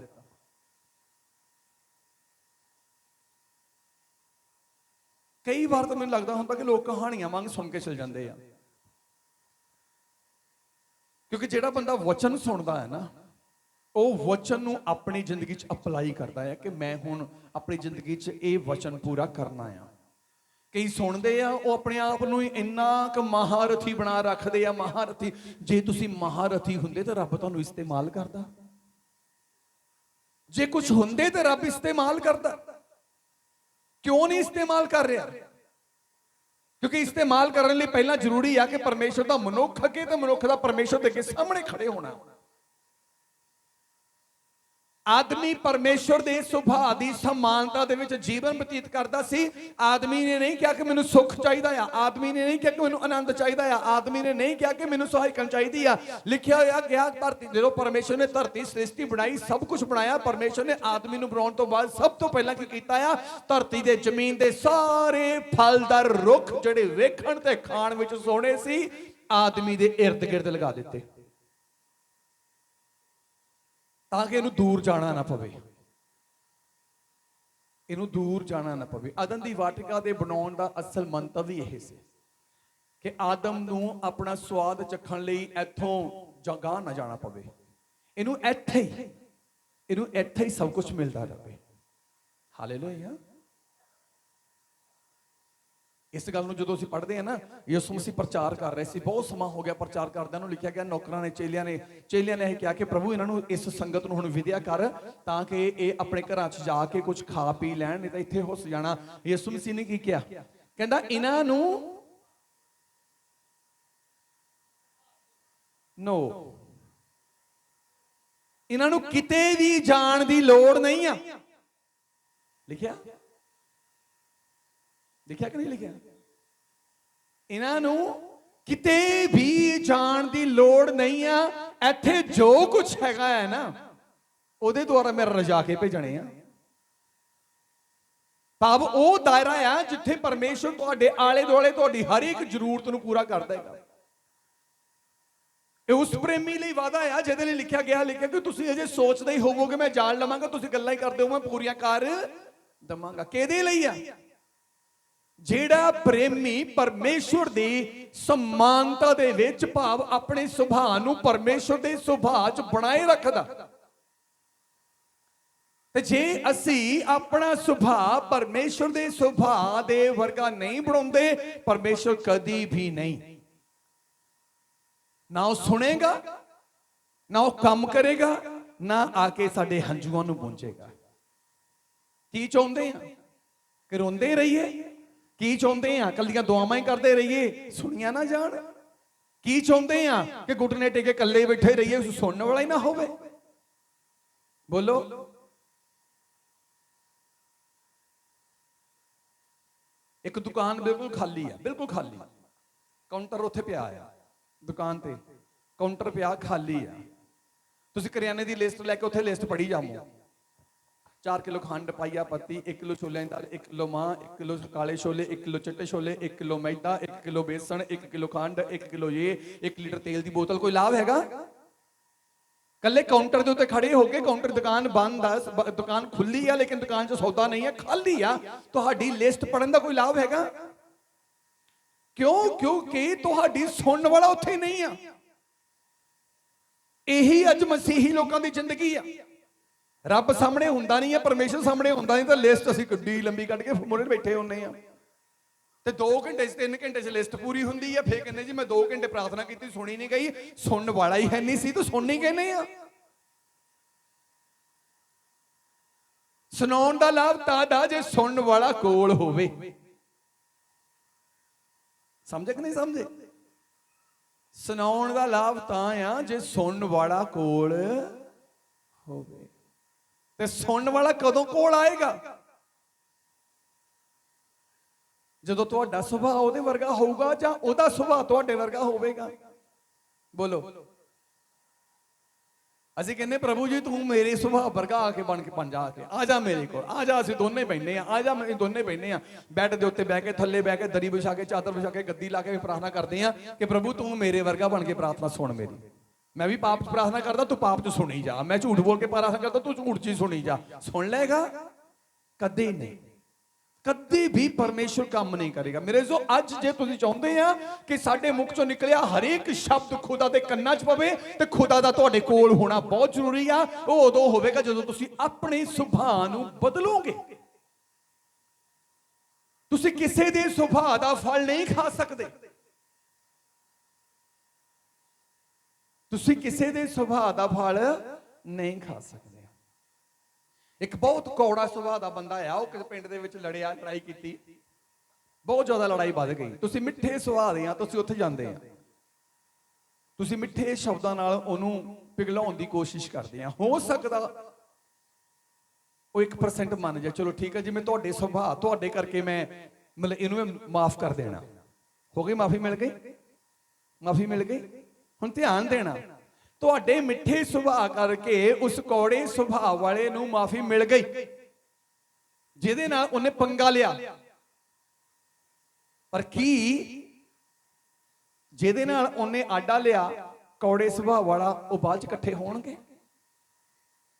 ਮਾਫੀ ਤਾਂ ਮਿਲ ਗਈ, ਕੀ ਉਹ ਇਕੱਠੇ ਆਪਸ ਚ ਸਹਿਮਤ ਹੋਣਗੇ? ਆਪਸ ਚ ਸਹਿਮਤ ਹੋਣਗੇ? ਕਿਉਂਕਿ ਕੌੜੇ ਸੁਭਾਅ ਵਾਲੇ ਦੀ ਮਾਫੀ ਇੱਕ ਚੰਗੇ ਮਿੱਠੇ ਸੁਭਾਅ ਵਾਲੇ ਕਰਕੇ ਆ। ਆਮੋਸ ਦੀ ਕਿਤਾਬ 3 ਅਧਿਆਇ ਉਹਦੀ 3 ਆਇਤ ਵਿੱਚ ਬਿਆਨ ਕੀਤਾ ਗਿਆ ਆ। ਪੜ੍ਹਦੇ ਸੀਗੇ ਜੇ ਕੱਢ ਕੇ ਕੱਢ ਲਈਏ। ਆਮੋਸ ਦੀ ਕਿਤਾਬ 3 ਅਧਿਆਇ ਉਹਦੀ 3 ਆਇਤ ਵਿੱਚ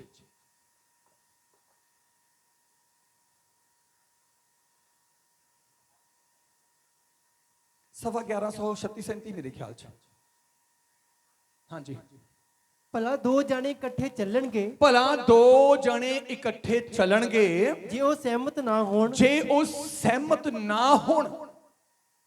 ਤੁਹਾਡੇ ਮਿੱਠੇ ਸੁਭਾਅ ਕਰਕੇ ਦੋ ਧਿਰਾਂ ਦੀ ਲੜਾਈ ਸ਼ਾਂਤ ਹੋ ਸਕਦੀ ਆ, ਪਰ ਜੇ ਉਹ ਦੋਨੇ ਧਿਰਾਂ ਸੁਭਾਅ ਨਾ ਬਦਲਣ, ਜੇ ਉਹ ਦੋਨੇ ਧਿਰਾਂ ਦਾ ਸੁਭਾਅ ਇੱਕ ਨਾ ਹੋਇਆ, ਤੁਹਾਡੇ ਉਸ ਸਥਾਨ ਤੋਂ ਵੱਖਰੇ ਹੋਣ ਤੋਂ ਬਾਅਦ ਫਿਰ ਉਹਨਾਂ ਦੇ ਵਿੱਚ ਲੜਾਈ ਝਗੜਾ ਪੈ ਜਾਣਾ।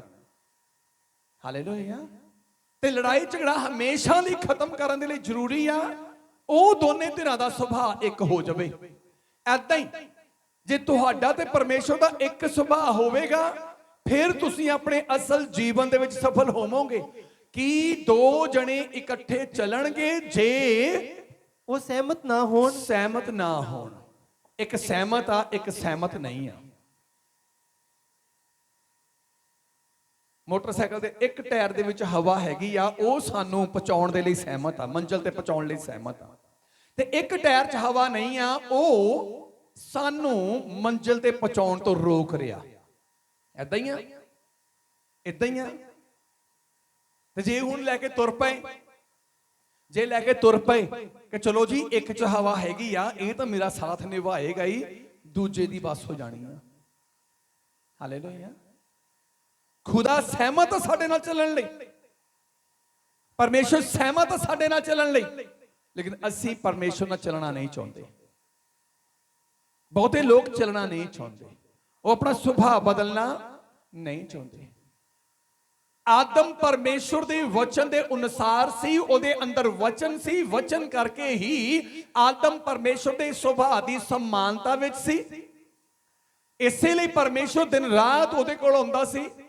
ਆਦਮ ਪ੍ਰੇਅਰ ਨਹੀਂ ਕਰਦਾ ਸੀ, ਆਦਮ ਕੁਝ ਵੀ ਨਹੀਂ ਕਰਦਾ ਸੀ, ਪਰ ਫਿਰ ਵੀ ਪਰਮੇਸ਼ਰ ਉਹਦੇ ਕੋਲ ਆਉਂਦਾ ਸੀ। ਕਾਰਨ ਜਿੱਦਾਂ ਦਾ ਪਰਮੇਸ਼ਰ ਨੇ ਉਹਨੂੰ ਤਿਆਰ ਕੀਤਾ, ਉਹ ਉਦਾਂ ਦਾ ਹੀ ਬਣਿਆ ਰਿਹਾ।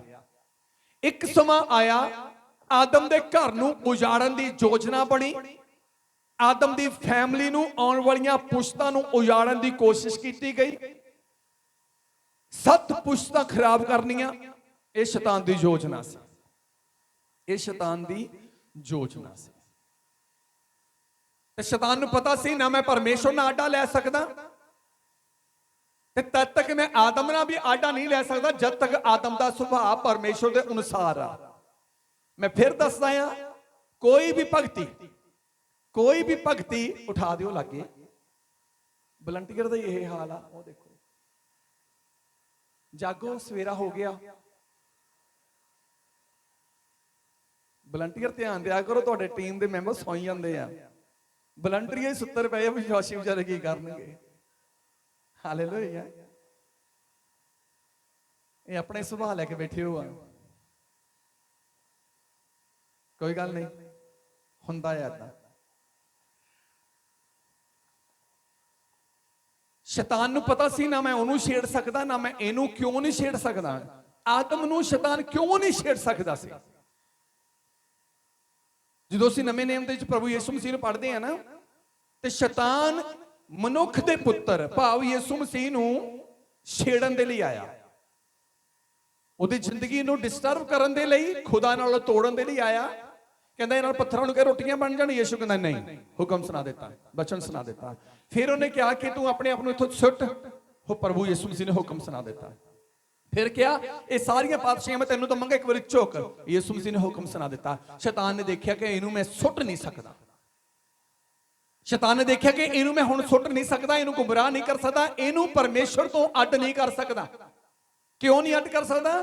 ਕਿਉਂਕਿ ਯਿਸੂ ਦਾ ਸੁਭਾਅ, ਸ਼ੈਤਾਨ ਨੂੰ ਪਤਾ ਸੀ ਯਿਸੂ ਦਾ ਸੁਭਾਅ ਪਰਮੇਸ਼ਰ ਦੇ ਸੁਭਾਅ ਵਰਗਾ ਆ। ਮੈਂ ਫਿਰ ਰਿਪੀਟ ਕਰਦਾ ਆ, ਵਚਨ ਹੀ ਇਨਸਾਨ ਦੇ ਸੁਭਾਅ ਨੂੰ ਪਰਮੇਸ਼ਰ ਦੇ ਲਾਇਕ ਬਣਾਉਂਦਾ ਆ। ਨਾ ਪ੍ਰਾਰਥਨਾ ਸੁਭਾਅ ਨੂੰ ਬਦਲਦੀ ਆ, ਨਾ ਸਬਤ ਸੁਭਾਅ ਨੂੰ ਬਦਲਦਾ ਆ, ਨਾ ਫਾਸਟਿੰਗ ਸੁਭਾਅ ਨੂੰ ਬਦਲਦੀ ਆ। ਕੇਵਲ ਔਰ ਕੇਵਲ ਪਰਮੇਸ਼ਰ ਦਾ ਪਵਿੱਤਰ ਵਚਨ ਹੀ ਸੁਭਾਅ ਨੂੰ ਬਦਲਦਾ ਆ। ਜਦੋਂ ਸੁਭਾਅ ਬਦਲ ਜਾਂਦਾ ਆ, ਸਬਤ ਵੀ ਕੰਮ ਕਰਦਾ ਆ, ਪ੍ਰਾਰਥਨਾ ਵੀ ਕੰਮ ਕਰਦੀ ਆ, ਔਰ ਫਾਸਟਿੰਗ ਵੀ ਕੰਮ ਕਰਦੀ ਆ।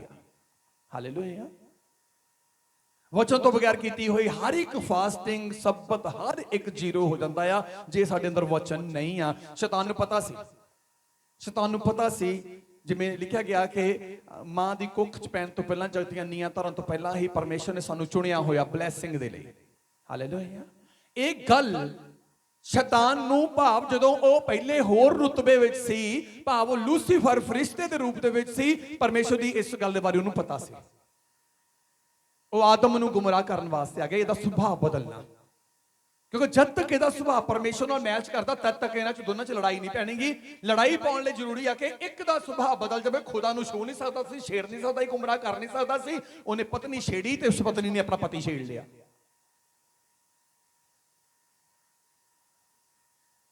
ਉਹ ਪਰਮੇਸ਼ਰ ਜਿਹੜਾ ਰੋਜ਼ ਆਦਮ ਨੂੰ ਮਿਲਣ ਆਉਂਦਾ ਸੀ, ਹੁਣ ਆਦਮ ਨਾਲ ਉਹਨੇ ਕੀ ਕੀਤਾ ਆ? ਜਦੋਂ ਅਸੀਂ ਬਾਈਬਲ ਦੇ ਵਿੱਚ ਪੜ੍ਹਦੇ ਹਾਂ,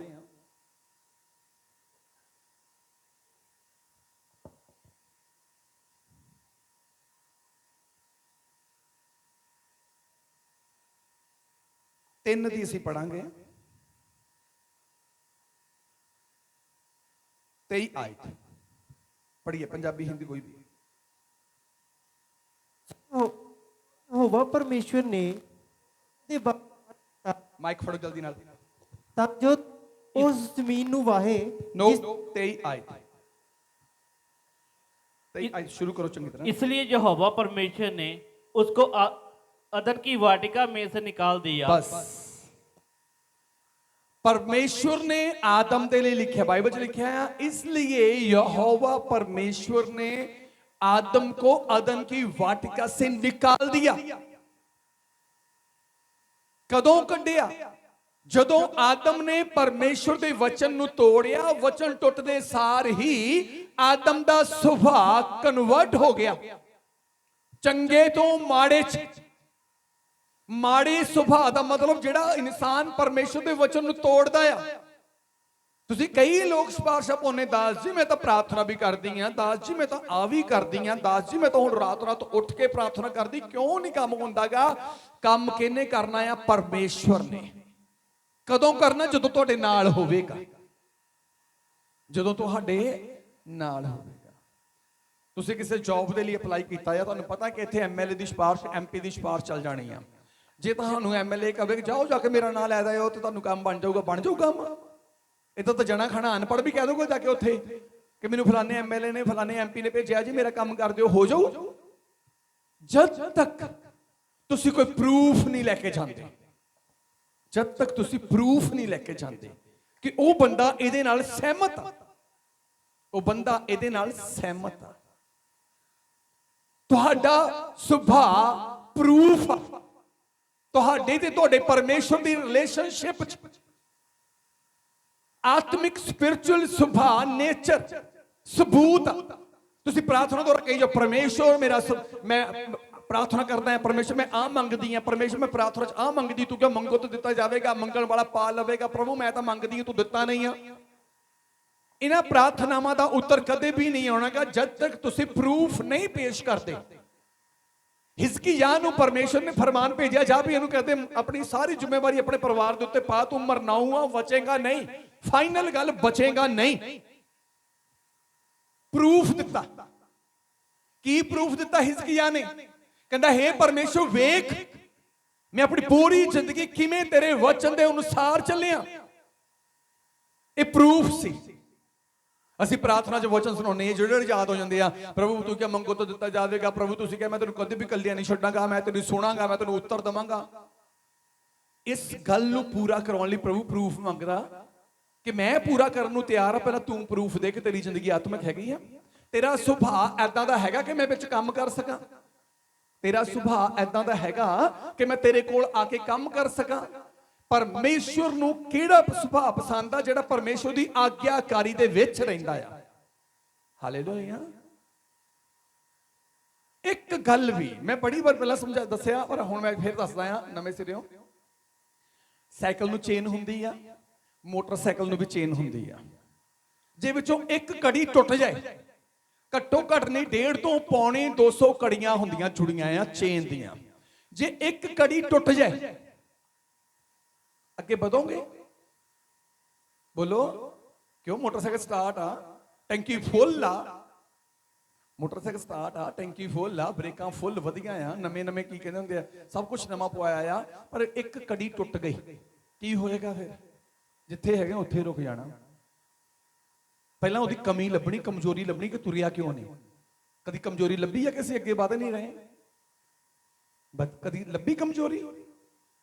ਉਹ ਤਾਂ ਫੱਟ ਪਤਾ ਲੱਗ ਜਾਂਦਾ ਕਿ ਮੋਟਰਸਾਈਕਲ ਦੀ ਚੇਨ ਟੁੱਟ ਗਈ ਹੈ, ਸਾਈਕਲ ਦੀ ਚੇਨ ਟੁੱਟ ਗਈ, ਕਮੀ ਫੱਟ ਲੱਭਦੇ, ਫੱਟ ਮਕੈਨਿਕ ਲੱਭ ਲੈਂਦੇ ਆ। ਕਦੀ ਆਪਣੇ ਜੀਵਨ ਦੀ ਕਮੀ ਲੱਭੀ ਆ ਕਿ ਅਸੀਂ ਉੱਥੇ ਦੀ ਉੱਥੇ ਹੀ ਆ, ਅਸੀਂ ਕਮੀ ਲੱਭ ਲਈਏ? ਅਸੀਂ ਆਪਣੀ ਕਮੀ ਲੱਭਣ ਦੀ ਬਜਾਏ ਅਸੀਂ ਪਾਸਟਰ ਦੀ ਕਮੀ ਲੱਭਦੇ ਹਾਂ, ਅਸੀਂ ਚਰਚ ਦੀ ਮਿਨਿਸਟਰੀ ਦੀ ਕਮੀ ਲੱਭਦੇ ਹਾਂ, ਅਸੀਂ ਆਲੇ ਦੁਆਲੇ ਦੇ ਲੋਕਾਂ ਦੀ ਕਮੀ ਲੱਭਣ ਲੱਗ ਪੈਂਦੇ ਆ। ਜਦ ਕਿ ਸੁਭਾਅ ਆਪਣਾ ਬਦਲਿਆ ਹੁੰਦਾ ਆ ਤਾਂ ਰੱਬ ਤੇ ਦੋਸ਼ ਲਾਉਣਾ ਸ਼ੁਰੂ ਕਰ ਦਿੰਦੇ ਆ। ਇਹ ਸ਼ੈਤਾਨ ਦੀਆਂ ਯੋਜਨਾਵਾਂ ਨੇ। ਮੈਂ ਬਾਈਬਲ ਦੇ ਵਾਅਦੇ ਦੱਸਣੇ ਪਸੰਦ ਨਹੀਂ ਕਰਦਾ ਕਿ ਪਰਮੇਸ਼ਰ ਨੇ ਕੀ ਵਾਅਦੇ ਕੀਤੇ ਆ। ਮੈਂ ਬੰਦੇ ਦੀਆਂ ਕਮਜ਼ੋਰੀਆਂ ਦੱਸਣੀਆਂ ਪਸੰਦ ਕਰਦਾ ਕਿ ਖੁਦਾ ਇਹਨਾਂ ਕਮਜ਼ੋਰੀਆਂ ਕਰਕੇ ਤੁਹਾਡੇ ਤੋਂ ਦੂਰ ਰਹਿੰਦਾ ਆ, ਉਹ ਨੇੜੇ ਆਉਣਾ ਚਾਹੁੰਦਾ ਆ, ਉਹ ਪਾਸ ਹੋਣਾ ਚਾਹੁੰਦਾ ਆ। ਜਦ ਤੱਕ ਆਦਮ ਪਰਮੇਸ਼ਰ ਦੇ ਹੁਕਮ ਵਿੱਚ ਸੀ ਤੇ ਪਰਮੇਸ਼ਰ ਦਾ ਸੁਭਾਅ ਆਦਮ ਦੇ ਮਨ ਭਾਉਂਦਾ ਸੀ ਤੇ ਆਦਮ ਦਾ ਸੁਭਾਅ ਪਰਮੇਸ਼ਰ ਨੂੰ ਚੰਗਾ ਲੱਗਦਾ ਸੀ। ਪਰ ਜਦੋਂ ਆਦਮ ਨੇ ਵਚਨ ਤੋੜਿਆ, ਪਰਮੇਸ਼ਰ ਨੂੰ ਆਦਮ ਦਾ ਸੁਭਾਅ ਚੰਗਾ ਨਹੀਂ ਲੱਗਾ। ਇਸੇ ਲਈ ਲਿਖਿਆ, ਫਿਰ ਪੜਾਂਗੇ ਅਸੀਂ, ਜਿਹੜਾ ਮਾਈਕ ਤਿਆਰ ਹੋ ਗਿਆ। ਸਾਊਂਡ ਸਿਸਟਮ ਦੀ ਬੇਇੱਜ਼ਤੀ ਬਹੁਤ ਕਰਾਉਂਦੇ ਤੁਸੀਂ। इसलिए यहोवा परमेश्वर ने उसको अदन की वाटिका में से निकाल दिया। ਆਦਮ ਨੇ ਵਚਨ ਤੋੜਿਆ, ਮੀਨਸ ਉਹਦਾ ਸੁਭਾਅ ਬਦਲ ਗਿਆ ਕਿ ਉਹ ਰੱਬ ਦੀ ਆਗਿਆਕਾਰੀ ਦੀ ਕਰਨ ਦੀ ਬਜਾਏ ਕਿਸੇ ਹੋਰ ਦੀ ਆਗਿਆਕਾਰੀ ਕਰਨ ਲੱਗ ਪਿਆ। ਅੱਜ ਬਹੁਤ ਸਾਰੇ ਲੋਕ ਪਤਾ ਹੀ ਕਹਿੰਦੇ ਆ, ਇਹ ਵੀ ਰੱਬ ਦੀ ਮਰਜ਼ੀ ਸੀ ਜੀ, ਕਰਨਾ ਗਲਤ ਆ। ਸਾਨੂੰ ਇਹ ਪਤਾ ਕਿ ਜੋ ਮੈਂ ਕਰ ਰਿਹਾ ਗਲਤ ਆ। ਉਸ ਤੋਂ ਬਾਅਦ ਲਾਭ ਹੋਵੇ ਨੁਕਸਾਨ ਹੋਵੇ, ਜੇ ਪੁੱਛੀਏ ਭੈਣਾ ਕਿਉਂ ਹੋ ਗਿਆ, ਇਹ ਰੱਬ ਦੀ ਮਰਜ਼ੀ ਸੀ। ਅਸੀਂ ਕਿਉਂ ਆਪਣੇ ਪਾਪ ਯਿਸੂ ਮਸੀਹ ਤੇ ਪਰਮੇਸ਼ਰ ਤੇ ਥੋਪੀ ਜਾਂਦੇ ਆ? ਦੂਜੀ ਵਾਰ ਯਿਸੂ ਮਸੀਹ ਨੇ ਸਾਡੇ ਪਾਪਾਂ ਦੇ ਲਈ ਸਲੀਬ ਨਹੀਂ ਉਠਾਉਣੀ, ਦੂਜੀ ਵਾਰ ਨਿਆਂ ਕਰਨਾ। ਜਿਹੜਾ ਦੁੱਖ ਸਾਡੇ ਪਾਪ ਦੇ ਕਰਕੇ ਯਿਸੂ ਮਸੀਹ ਨੇ ਝੱਲਿਆ, ਹੁਣ ਦੂਜੀ ਵਾਰ ਸਾਨੂੰ ਝੱਲਣਾ ਪੈਣਾ। ਹਾਲੇਲੂਇਆ। ਪਰਮੇਸ਼ਰ ਕਦੋਂ ਸਾਡੇ ਸਨਮੁਖ ਆਵੇਗਾ? ਜਦੋਂ ਅਸੀਂ ਉਹਦੇ ਸੁਭਾਅ ਦੀ ਸਮਾਨਤਾ ਛੋਵਾਂਗੇ, ਬਰਾਬਰਤਾ ਛੋਵਾਂਗੇ ਸੁਭਾਅ 'ਚ। ਜਿਹੜੇ ਫਲ ਪਰਮੇਸ਼ਰ ਦੀ ਆਤਮਾ 'ਚ ਆ, ਉਹੀ ਫਲ ਸਾਡੀ ਆਤਮਾ 'ਚ। ਤੇ ਸਮਾਨਤਾ ਕਦੋਂ ਬਣਨੀ ਆ? ਸਭ ਤੋਂ ਪਹਿਲਾਂ ਨਿਹਚਾ ਆ, ਫਿਰ ਤੌਬਾ ਆ, ਫਿਰ ਬਪਤਿਸਮਾ ਆ, ਫਿਰ ਆਪਣੇ ਜ਼ਿੰਦਗੀ ਨੂੰ ਪਵਿੱਤਰਤਾ 'ਚ ਬਣਾ ਕੇ ਰੱਖਣਾ। ਉਹ ਪਵਿੱਤਰਤਾ ਕਿਹੜੀ ਆ? ਅੱਖਾਂ ਦੀ ਪਵਿੱਤਰਤਾ ਹੀ ਆ, ਮੂੰਹ ਦੀ ਪਵਿੱਤਰਤਾ ਹੀ ਆ, ਸਾਡੇ ਕੰਨਾਂ ਦੀ ਪਵਿੱਤਰਤਾ ਹੀ ਆ, ਸਾਡੀਆਂ ਸੋਚਾਂ ਦੀ ਪਵਿੱਤਰਤਾ ਹੀ, ਸਾਡੇ ਦਿਮਾਗ ਦੀ ਪਵਿੱਤਰਤਾ ਹੀ, ਦਿਲ ਦੀ ਪਵਿੱਤਰਤਾ ਹੀ ਆ, ਸਾਡੇ ਖਿਆਲਾਂ ਦੀ ਪਵਿੱਤਰਤਾ ਹੀ ਆ, ਸਾਡੇ ਹੱਥਾਂ ਦੀ ਪਵਿੱਤਰਤਾ ਹੀ, ਸਾਡੇ ਕਦਮਾਂ ਦੀ ਪਵਿੱਤਰਤਾ ਹੀ, ਸਰੀਰ ਦੇ ਹਰ ਇੱਕ ਅੰਗ ਦੀ ਪਵਿੱਤਰਤਾ ਹੀ ਆ। ਸਾਨੂੰ ਉਹਦੇ ਵਿੱਚ ਬਣੇ ਰਹਿਣਾ ਪੈਣਾ ਹੈ। ਜਦੋਂ ਇਹ ਚੀਜ਼ਾਂ ਦੇ ਨਾਲ ਅਸੀਂ ਪ੍ਰੇਅਰ ਕਰਾਂਗੇ, ਸਬਤ ਮਨਾਵਾਂਗੇ, ਇਹਨਾਂ ਫਲਾਂ ਦੇ ਨਾਲ ਅਸੀਂ ਮੇਰੇ ਜੋ ਫਾਸਟਿੰਗ 'ਚ ਜਾਵਾਂਗੇ, ਇੱਕ ਇੱਕ ਪ੍ਰੇਅਰ ਦਾ ਸ਼ਬਦ ਤੁਹਾਡੇ ਲਈ ਬਰਕਤ ਦਾ ਕਾਰਨ ਹੋਵੇਗਾ। ਹਾਲੇਲੂਇਆ। 1 ਕਿਲੋ ਖੰਡ ਦੇ ਵਿੱਚ ਕਿੰਨੇ ਦਾਣੇ ਹੋ ਸਕਦੇ ਨੇ? ਬੋਲੋ ਅੰਦਾਜ਼ਨ। 1 ਕਰੋੜ। ਕੱਲੇ ਨੂੰ ਤੁਸੀਂ ਚੈੱਕ ਕਰੋ, ਕੋਈ ਵੀ ਦਾਣਾ ਕੌੜਾ ਨਹੀਂ ਹੋਵੇਗਾ। 1 ਮੁੱਠੀ ਖੰਡ ਲੈ ਲਓ, ਕੱਲਾ ਦਾਣਾ ਮੂੰਹ ਦੇ ਉੱਤੇ ਜੀਭ ਤੇ ਰੱਖ ਕੇ ਤੁਸੀਂ ਸਵਾਦ ਦੱਸਣਾ ਕਿ ਕਿਹਦਾ ਸਵਾਦ ਕਿੱਦਾਂ ਦਾ ਆ। ਕੋਈ ਨਹੀਂ ਕਹੂਗਾ ਕਿ ਇਹਦੇ ਵਿੱਚ 1 ਦਾਣਾ ਕੌੜਾ ਸੀ। ਹੋ ਸਕਦਾ ਹਰ ਇੱਕ ਦਾਣੇ ਦਾ ਸਵਾਦ ਜਿਹੜਾ ਹੈ ਮਿੱਠਾ ਹੋਵੇਗਾ। ਤੇ ਆਪਣੀ ਜ਼ਿੰਦਗੀ ਵੱਲ ਝਾਤ ਮਾਰ ਕੇ ਦੇਖੋ ਅਸੀਂ ਕਿੱਦਾਂ ਦੇ ਸਵਾਦ ਦੇਣ ਡਏ ਆ। ਸਾਡੀਆਂ ਅੱਖਾਂ ਦਾ ਸਵਾਦ ਹੋਰ ਆ, ਸਾਡੇ ਕੰਨਾਂ ਦਾ ਸਵਾਦ ਹੋਰ ਆ, ਸਾਡੀ ਜੀਭ ਦਾ ਸਵਾਦ ਹੋਰ ਆ, ਸਾਡੀਆਂ ਸੋਚਾਂ ਦਾ ਸਵਾਦ ਹੋਰ ਆ, ਸਾਡੇ ਖਿਆਲਾਂ ਦਾ ਸਵਾਦ ਹੋਰ, ਸਾਡੇ ਦਿਮਾਗ ਦਾ ਸਵਾਦ ਹੋਰ, ਸਾਡੇ ਦਿਲ ਦਾ ਸਵਾਦ ਹੋਰ ਆ, ਸਾਡੇ ਹੱਥਾਂ ਦਾ ਸਵਾਦ ਹੋਰ, ਸਾਡੇ ਮੇਰੇ ਪੈਰਾਂ ਦਾ ਸਵਾਦ ਹੋਰ, ਸਰੀਰ ਦੇ ਹੋਰ ਅੰਗਾਂ ਦਾ ਸਵਾਦ ਹੋਰ ਆ। ਹੋਰ ਸਵਾਦ ਦੇਣ ਡਏ ਆ। ਖੁਦਾ ਪਸੰਦ ਨਹੀਂ ਕਰਦਾ। ਪਰਮੇਸ਼ਰ ਨੇ ਆਪਣੀ ਸਮਾਨਤਾ 'ਚ ਬਣਾਇਆ ਤੇ ਸਾਨੂੰ ਪਰਮੇਸ਼ਰ ਨੂੰ ਜਿਹੜਾ ਸਵਾਦ ਦੇਣਾ ਹੈ, ਪਰਮੇਸ਼ਰ ਦੀ ਸਮਾਨਤਾ ਵਾਲਾ ਹੀ ਦੇਣਾ ਪੈਣਾ ਹੈ। ਤੇ ਹਰ ਇੱਕ ਸਵਾਸ ਵਿੱਚ, ਹਰ ਇੱਕ ਗੱਲ ਵਿੱਚ, ਹਰ ਇੱਕ ਕੰਮ ਦੇ ਵਿੱਚ ਪ੍ਰੇਮ, ਆਨੰਦ, ਸ਼ਾਂਤੀ, ਧੀਰਜ, ਦਰਿਆਲਗੀ, ਭਲਾਈ, ਵਫਾਦਾਰੀ, ਨਰਮਾਈ ਤੇ ਸੰਜਮ ਝਲਕਣਾ ਚਾਹੀਦਾ ਹੈ। ਹਾਲੇਲੂਇਆ। ਕੀ ਹੋਣਾ ਚਾਹੀਦਾ? ਇਹ ਸਵਾਦ ਝਲਕਣਾ ਚਾਹੀਦਾ। ਜਦੋਂ ਇਹ ਚੀਜ਼ਾਂ ਤੁਹਾਡੇ ਦਾ ਝਲਕਣਗੀਆਂ, ਫਿਰ ਖੁਦਾ ਕੰਮ ਕਰੇਗਾ, ਫਿਰ ਪਰਮੇਸ਼ਵਰ ਕੰਮ ਕਰੇਗਾ। ਪਰ ਜਦੋਂ ਆਦਮ ਦਾ ਸੁਭਾਅ ਬਦਲਿਆ ਤੇ ਆਦਮ ਨੂੰ ਪਰਮੇਸ਼ਵਰ ਨੇ ਉਸ ਸਥਾਨ ਤੋਂ ਬਾਹਰ ਕੱਢ ਦਿੱਤਾ। ਕਹਿੰਦਾ ਹੁਣ ਤੂੰ ਮੇਰੇ ਸਨਮੁਖ ਖੜਾ ਹੋਣ ਦੇ ਯੋਗ ਨਹੀਂ ਆ, ਹੁਣ ਤੂੰ ਮੇਰੇ ਲਾਇਕ ਨਹੀਂ ਆ। ਨੂੰ 9ਵੀਂ ਪੀੜ੍ਹੀ ਚ ਆਇਆ, ਪਰ 7 ਪੀੜ੍ਹੀਆਂ ਨੇ ਸ਼ਰਾਬ ਭੋਗਿਆ। ਆਦਮ ਦੇ ਗਲਤ ਸੁਭਾਅ ਕਰਕੇ ਉਹਦੀ ਅਗਲੀ ਪੀੜ੍ਹੀ ਦੇ ਵਿੱਚ ਤਕਲੀਫਾਂ ਆਈਆਂ, ਤੰਗੀਆਂ ਆਈਆਂ। ਇੱਕ ਵਚਨ ਆ ਪ੍ਰਭੂ ਯਿਸੂ ਮਸੀਹ ਦਾ, ਲੂਕਾ 10 ਦੇ ਉਹਦੀ 5 ਆਇਤ ਵਿੱਚ, ਜਦੋਂ ਚੇਲਿਆਂ ਨੂੰ ਯਿਸੂ ਮਸੀਹ ਨੇ 12 ਚੇਲਿਆਂ ਨੂੰ 70 ਚੇਲਿਆਂ ਨੂੰ ਭੇਜਿਆ, 70 ਚੇਲਿਆਂ ਨੂੰ ਭੇਜਿਆ। ਪੜ੍ਹੀਏ, ਪੜ੍ਹ ਕੇ ਸੁਣਾ ਦੇ ਜੀ ਇੱਕ ਵਾਰੀ, ਉਸ ਤੋਂ ਬਾਅਦ ਮੈਂ ਸਮਾਪਤੀ ਦੇ ਵਚਨ ਵੱਲ ਜਾਵਾਂਗਾ। ਜਿਸ ਘਰ ਵਿੱਚ ਤੁਸੀਂ ਜਾਓ, ਜਿਸ ਘਰ ਵਿੱਚ ਤੁਸੀਂ ਜਾਓ, ਪਹਿਲਾਂ ਆਖੋ ਭਈ ਇਸ ਘਰ ਦੀ ਸ਼ਾਂਤੀ ਹੋਵੇ। ਇਸ ਘਰ ਦੀ, ਉੱਥੇ ਕਹਿੰਦੇ ਜਾ ਕੇ ਪ੍ਰਾਰਥਨਾ ਕਰੋ, ਇਸ ਘਰ ਦੀ ਸ਼ਾਂਤੀ ਹੋਵੇ। ਜੇ ਸ਼ਾਂਤੀ ਦਾ ਪੁੱਤਰ ਉੱਥੇ ਹੋ ਤਾਂ ਤੁਹਾਡੀ ਸ਼ਾਂਤੀ ਉਸ ਉੱਤੇ ਜੇ ਠਹਿਰੇਗੀ। ਸ਼ਾਂਤੀ ਦਾ ਪੁੱਤਰ ਉਸ ਘਰ ਦੇ ਵਿੱਚ ਹੈ ਤਾਂ ਤੁਹਾਡੀ ਸ਼ਾਂਤੀ ਉੱਥੇ ਠਹਿਰੇਗੀ। ਹੁਣ ਧਿਆਨ ਨਾਲ ਸੁਣਨਾ, ਪ੍ਰਭੂ ਯਿਸੂ ਮਸੀਹ ਨੇ ਆਪਣੇ ਚੇਲਿਆਂ ਨੂੰ ਹੁਕਮ ਦੇ ਕੇ ਭੇਜਿਆ, ਕਹਿੰਦਾ ਜਾਓ ਜਿਸ ਘਰ ਦੇ ਵਿੱਚ ਜਾਓ, ਉਸ ਘਰ ਦੀ ਸ਼ਾਂਤੀ ਮੰਗੋ। ਜੇ ਸ਼ਾਂਤੀ ਦਾ ਪੁੱਤਰ ਉਸ ਘਰ ਦੇ ਵਿੱਚ ਹੈ, ਘਰ ਇੱਟਾਂ ਵਿੱਚ ਨਹੀਂ ਹੈ ਸ਼ਾਂਤੀ ਦਾ ਪੁੱਤਰ, ਤੁਹਾਡੀਆਂ ਅੰਗੀਠੀਆਂ ਉੱਤੇ, ਬੈੱਡਾਂ ਉੱਤੇ, ਮੰਚੀਆਂ ਕੁਰਸੀਆਂ ਉੱਤੇ ਨਹੀਂ ਸ਼ਾਂਤੀ ਦਾ ਪੁੱਤਰ। ਸ਼ਾਂਤੀ ਦਾ ਪੁੱਤਰ ਇੱਕ ਜ਼ਿੰਦਗੀ ਦੀ ਗੱਲ ਕੀਤੀ ਗਈ ਕਿ ਜ਼ਿੰਦਗੀ ਦੇ ਵਿੱਚ ਜੇ ਸ਼ਾਂਤੀ ਦਾ ਪੁੱਤਰ ਹੈਗਾ ਆ ਤਾਂ ਤੁਹਾਡੀ ਕੀਤੀ ਹਰੇਕ ਪ੍ਰਾਰਥਨਾ ਦਾ ਉੱਤਰ ਉੱਥੇ ਹੋਵੇਗਾ। ਜੇ ਉੱਥੇ ਯਿਸੂ ਮਸੀਹ ਦਾ, ਪਰਮੇਸ਼ਰ ਦਾ ਪੁੱਤਰ, ਸ਼ਾਂਤੀ ਦਾ ਪੁੱਤਰ ਨਹੀਂ ਆ, ਤੁਹਾਡੀ ਪ੍ਰਾਰਥਨਾ 'ਚ ਮੰਗੀ ਹੋਈ ਹਰੇਕ ਵਸਤੂ ਵਾਪਸ ਚਲੀ ਜਾਏਗੀ। ਹੁਣ ਸੁਣਨਾ ਇੱਥੇ, ਸ਼ਾਂਤੀ ਦਾ ਪੁੱਤਰ ਕੌਣ ਆ? ਵਚਨ। ਸ਼ਾਂਤੀ ਦਾ ਪੁੱਤਰ ਕੌਣ ਆ? ਯਿਸੂ ਮਸੀਹ। ਤੇ ਯਿਸੂ ਮਸੀਹ ਕੌਣ ਆ? ਪਰਮੇਸ਼ਰ ਦਾ ਵਚਨ। ਲਿਖਿਆ, ਜਦ ਤੁਸੀਂ ਕਿਸੇ ਨੂੰ ਮਿਲੋ, ਕਿਸੇ ਦੇ ਘਰ 'ਚ ਜਾਓ ਤੇ ਉਹਨਾਂ ਦੇ ਲਈ ਪ੍ਰੇਅਰ ਕਰੋ, ਤੇ ਜੇ ਤਾਂ ਉਹਦੇ ਅੰਦਰ ਵਚਨ ਹੋਇਆ ਤਾਂ ਫਿਰ ਜੋ ਪ੍ਰੇਅਰ 'ਚ ਤੁਸੀਂ ਮੰਗਿਆ ਹੋਇਆ ਹੋਵੇਗਾ ਉਸ ਘਰ ਦੇ ਵਿੱਚ, ਉਹਨਾਂ ਜ਼ਿੰਦਗੀਆਂ 'ਚ ਠਹਿਰੇਗਾ। ਤੇ ਜੇ ਉਹਨਾਂ ਜ਼ਿੰਦਗੀਆਂ ਦੇ ਵਿੱਚ ਪਰਮੇਸ਼ਰ ਦਾ ਵਚਨ ਨਾ ਹੋਇਆ ਤੇ ਜੋ ਤੁਸੀਂ ਮੰਗਿਆ ਹੈ ਉਹ ਵਾਪਸ ਤੁਹਾਡੇ ਕੋਲ ਚਲਾ ਆਵੇਗਾ। ਸਮਝੇ? ਆਦਮ ਦੇ ਜੀਵਨ 'ਚ ਜਦ ਤੱਕ ਪਰਮੇਸ਼ਰ ਦਾ ਸ਼ਬਦ, ਪਰਮੇਸ਼ਰ ਦਾ ਵਚਨ ਰਿਹਾ ਤੇ ਆਦਮ ਨੂੰ ਕਿਸੇ ਚੀਜ਼ ਦੀ ਮੰਗਣ ਦੀ ਲੋੜ ਨਹੀਂ ਪਈ, ਸਭ ਕੁਝ ਮੁਹੱਈਆ ਕਰਦਾ ਸੀ। ਇਸੇ ਲਈ ਲਿਖਿਆ ਗਿਆ ਮਤੀ ਦੀ ਅੰਜੀਲ ਦੇ ਵਿੱਚ, ਇਸ ਲਈ ਭਲਕ ਦੀ ਚਿੰਤਾ ਨਾ ਕਰੋ ਕਿ ਖਾਵਾਂਗੇ, ਕੀ ਪੀਵਾਂਗੇ, ਕੀ ਪਹਿਨਾਂਗੇ। ਇਹ ਸਭ ਚਿੰਤਾਵਾਂ ਪਰਮੇਸ਼ਰ ਨੇ ਚੁੱਕ ਲਈਆਂ, ਪਰ ਪਹਿਲਾਂ ਉਹਦੇ ਧਰਮ ਤੇ ਰਾਜ ਦੀ ਖੋਜ ਕਰ। ਕਹਿੰਦਾ ਇਹ ਸਾਰੀਆਂ ਵਸਤੂਆਂ ਤੁਹਾਨੂੰ ਦਿੱਤੀਆਂ ਜਾਣਗੀਆਂ। ਧਰਮ ਤੇ ਰਾਜ ਦੀ ਖੋਜ। ਧਰਮ ਦਾ ਮਤਲਬ ਸੱਚਾਈ ਆ, ਸੱਚਾਈ ਦਾ ਮਤਲਬ ਯਿਸੂ ਮਸੀਹ ਆ, ਕਿ ਆਪਣੇ ਜੀਵਨ 'ਚ ਯਿਸੂ ਮਸੀਹ ਭਾਵ ਪਰਮੇਸ਼ਰ ਦੇ ਵਚਨ ਦੀ ਖੋਜ ਕਰਕੇ ਮੇਰੇ ਅੰਦਰ ਵਚਨ ਹੈਗਾ ਆ, ਮੇਰੇ ਸੁਭਾਅ 'ਚ ਵਚਨ ਹੈਗਾ ਆ। ਕਈਆਂ ਨੂੰ ਤਾਂ ਐਤਵਾਰ ਹੀ ਪਤਾ ਲੱਗਦਾ ਆ ਕਿ ਬਾਈਬਲ 'ਚ ਵਚਨ ਲਿਖਿਆ ਆ। ਕਈਆਂ ਨੂੰ ਤਾਂ ਐਤਵਾਰ ਹੀ ਪਤਾ ਲੱਗਦਾ ਕਿ ਬਾਈਬਲ 'ਚ ਵਚਨ ਲਿਖਿਆ ਆ। 6 ਦਿਨ ਤਾਂ ਉਹਨਾਂ ਨੂੰ ਪਤਾ ਹੀ ਨਹੀਂ ਹੁੰਦਾ ਵਚਨ ਹੁੰਦਾ ਕੀ ਆ। 6 ਦਿਨ ਉਹਨਾਂ ਨੂੰ ਕੁਝ ਨਹੀਂ ਪਤਾ ਕਿੱਥੇ ਆ ਵਚਨ। 6 ਦਿਨ ਉਹਨਾਂ ਨੂੰ ਕੁਝ ਨਹੀਂ ਪਤਾ ਕਿ ਐਤਵਾਰ ਕੀ ਸੁਣਿਆ ਆ। 6 ਦਿਨ ਉਹਨਾਂ ਨੂੰ ਕੋਈ ਨਹੀਂ ਚੇਤਾਗਾ ਕਿ ਅਸੀਂ ਐਤਵਾਰ ਕਰਨ ਕੀ ਜਾਣਾ ਆ। 1 ਘੰਟਾ ਪਹਿਲਾਂ ਮੁੰਡਿਆਂ ਨੇ ਭਜਨ ਗਾਉਣੇ ਆ, ਸਾਜੀਆਂ ਨੇ ਸਾਜ਼ ਵਜਾਉਣੇ ਆ, ਸਾਊਂਡ ਵਾਲਿਆਂ ਨੇ ਪਤਾ ਨਹੀਂ ਬਟਨ ਮਰੋੜੀ ਜਾਣੇ ਆ, ਅਸੀਂ ਸਿਰਫ ਤਾੜੀਆਂ ਮਾਰੀ ਜਾਣੀਆਂ, ਸੁਣੀ ਜਾਣਾ, ਦੇਖੀ ਜਾਣਾ ਕੌਣ ਕਿੱਦਾਂ ਆਇਆ, ਕੌਣ ਕਿੱਦਾਂ ਆਇਆ, ਪਤਾ ਹੀ ਨਹੀਂ। ਜਿਸ ਚੀਜ਼ ਨੂੰ ਆਪਣੀ ਜ਼ਿੰਦਗੀ ਚੋਂ ਅਸੀਂ ਇਗਨੋਰ ਕਰ ਰਹੇ ਹਾਂ, ਇਹੀ ਚੀਜ਼ ਤੁਹਾਡੇ ਉਸ ਸੁਭਾਅ ਨੂੰ ਪੈਦਾ ਕਰੇਗੀ ਜਿਹੜਾ ਸੁਭਾਅ ਸਰਵ ਸ਼ਕਤੀਮਾਨ ਪਰਮੇਸ਼ਰ ਨੂੰ ਪਸੰਦ ਆ। ਤੁਹਾਨੂੰ ਦੁਆ 'ਚ ਇਹ ਕਹਿਣ ਦੀ ਲੋੜ ਨਹੀਂ ਪਰਮੇਸ਼ਰ ਮੇਰੇ ਸਨਮੁਖ ਆ ਕੇ ਮੇਰੇ ਨਾਲ ਗੱਲਾਂ ਕਰ। ਜੇ ਤੁਹਾਡਾ ਸੁਭਾਅ ਪਰਮੇਸ਼ਰ ਨੂੰ ਚੰਗਾ ਲੱਗਦਾ ਆ, ਖੁਦਾ ਤੁਹਾਡੇ ਕਹਿਣ ਤੋਂ ਪਹਿਲਾਂ ਹੀ ਤੁਹਾਡੇ ਕੋਲ ਹੋਵੇਗਾ। ਹਾਲੇਲੂਇਆ। ਇਸੇ ਲਈ ਬਾਈਬਲ 'ਚ ਲਿਖਿਆ ਗਿਆ ਆ, ਤੁਹਾਡੇ ਪੁਕਾਰਨ ਤੋਂ ਪਹਿਲਾਂ, ਉੱਚੀ ਬੋਲੋ, ਤੁਹਾਡੇ ਪੁਕਾਰਨ ਤੋਂ ਪਹਿਲਾਂ ਮੈਂ ਉੱਤਰ ਦਿਆਂਗਾ। ਕਿਹਨਾਂ ਨੂੰ? ਜਿਨ੍ਹਾਂ ਦਾ ਸੁਭਾਅ ਪਰਮੇਸ਼ਰ ਦੇ ਸੁਭਾਅ ਵਰਗਾ ਆ। ਤੇ ਪਰਮੇਸ਼ਰ ਦਾ ਸੁਭਾਅ ਕਿੱਦਾਂ ਪੈਦਾ ਹੋਣਾ ਆ? ਉਹ ਵਚਨ ਪੈਦਾ ਕਰਦਾ ਆ, ਬਾਈਬਲ ਪੈਦਾ ਕਰਦੀ ਆ ਮਨੁੱਖ ਦੇ ਅੰਦਰ ਪਰਮੇਸ਼ਰ ਦੀ ਇੱਛਾ ਦੇ ਮੁਤਾਬਕ ਦਾ ਸੁਭਾਅ। ਅਸੀਂ ਲਾਪਰਵਾਹੀ ਕਰਦੇ ਆ, ਕੋਈ ਗੱਲ ਨਹੀਂ ਰਹਿਣ ਦੋ, ਕੋਈ ਗੱਲ ਨਹੀਂ ਰਹਿਣ ਦੋ, ਕੋਈ ਗੱਲ ਨਹੀਂ ਰਹਿਣ ਦੋ, ਕੋਈ ਗੱਲ ਨਹੀਂ ਰਹਿਣ ਦਿੰਨੇ ਅੱਜ, ਕੋਈ ਗੱਲ ਨਹੀਂ ਅੱਜ ਆਹ ਫਲ ਖਾ ਲੈਨੇ ਆ, ਤੀਵੀਂ ਦੇ ਪਿੱਛੇ ਲੱਗ ਕੇ ਆਹ ਫਲ ਖਾ ਲੈਨੇ ਆ, ਮੇਰੀ ਪਤਨੀ ਆ, ਰੱਬ ਨੇ ਦਿੱਤੀ ਆ। ਜਦੋਂ ਕਿਸੇ ਦੇ ਪਿੱਛੇ ਲੱਗ ਕੇ ਤੁਸੀਂ ਪਰਮੇਸ਼ਰ ਦੇ ਵਚਨ ਨੂੰ ਤੋੜਦੇ ਆ, ਸਮਝ ਲਓ ਤੁਹਾਡਾ ਸੁਭਾਅ ਕਨਵਰਟ ਹੋ ਗਿਆ ਪਾਪ ਦੇ ਵਿੱਚ, ਬਦਲ ਗਿਆ ਤੁਹਾਡਾ ਸੁਭਾਅ।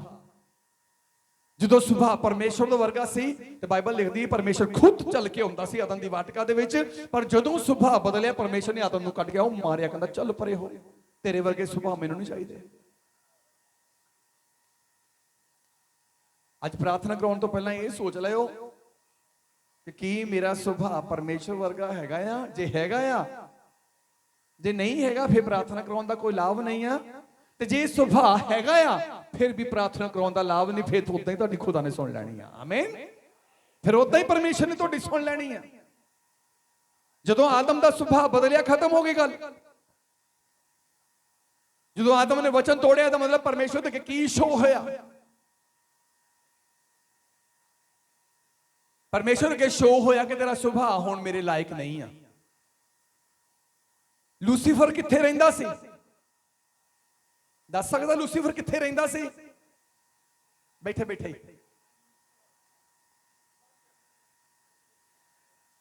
ਪਰਮੇਸ਼ਰ ਸਿੰਘਾਸਨ ਤੇ ਬੈਠਾ ਸੀ, ਲੂਸੀਫਰ ਨਾਲ ਖੜਾ ਰਹਿੰਦਾ ਸੀ, ਬਰਾਬਰ ਸੀ। ਕਿਉਂ? ਕਿਉਂ ਬਰਾਬਰ ਸੀ?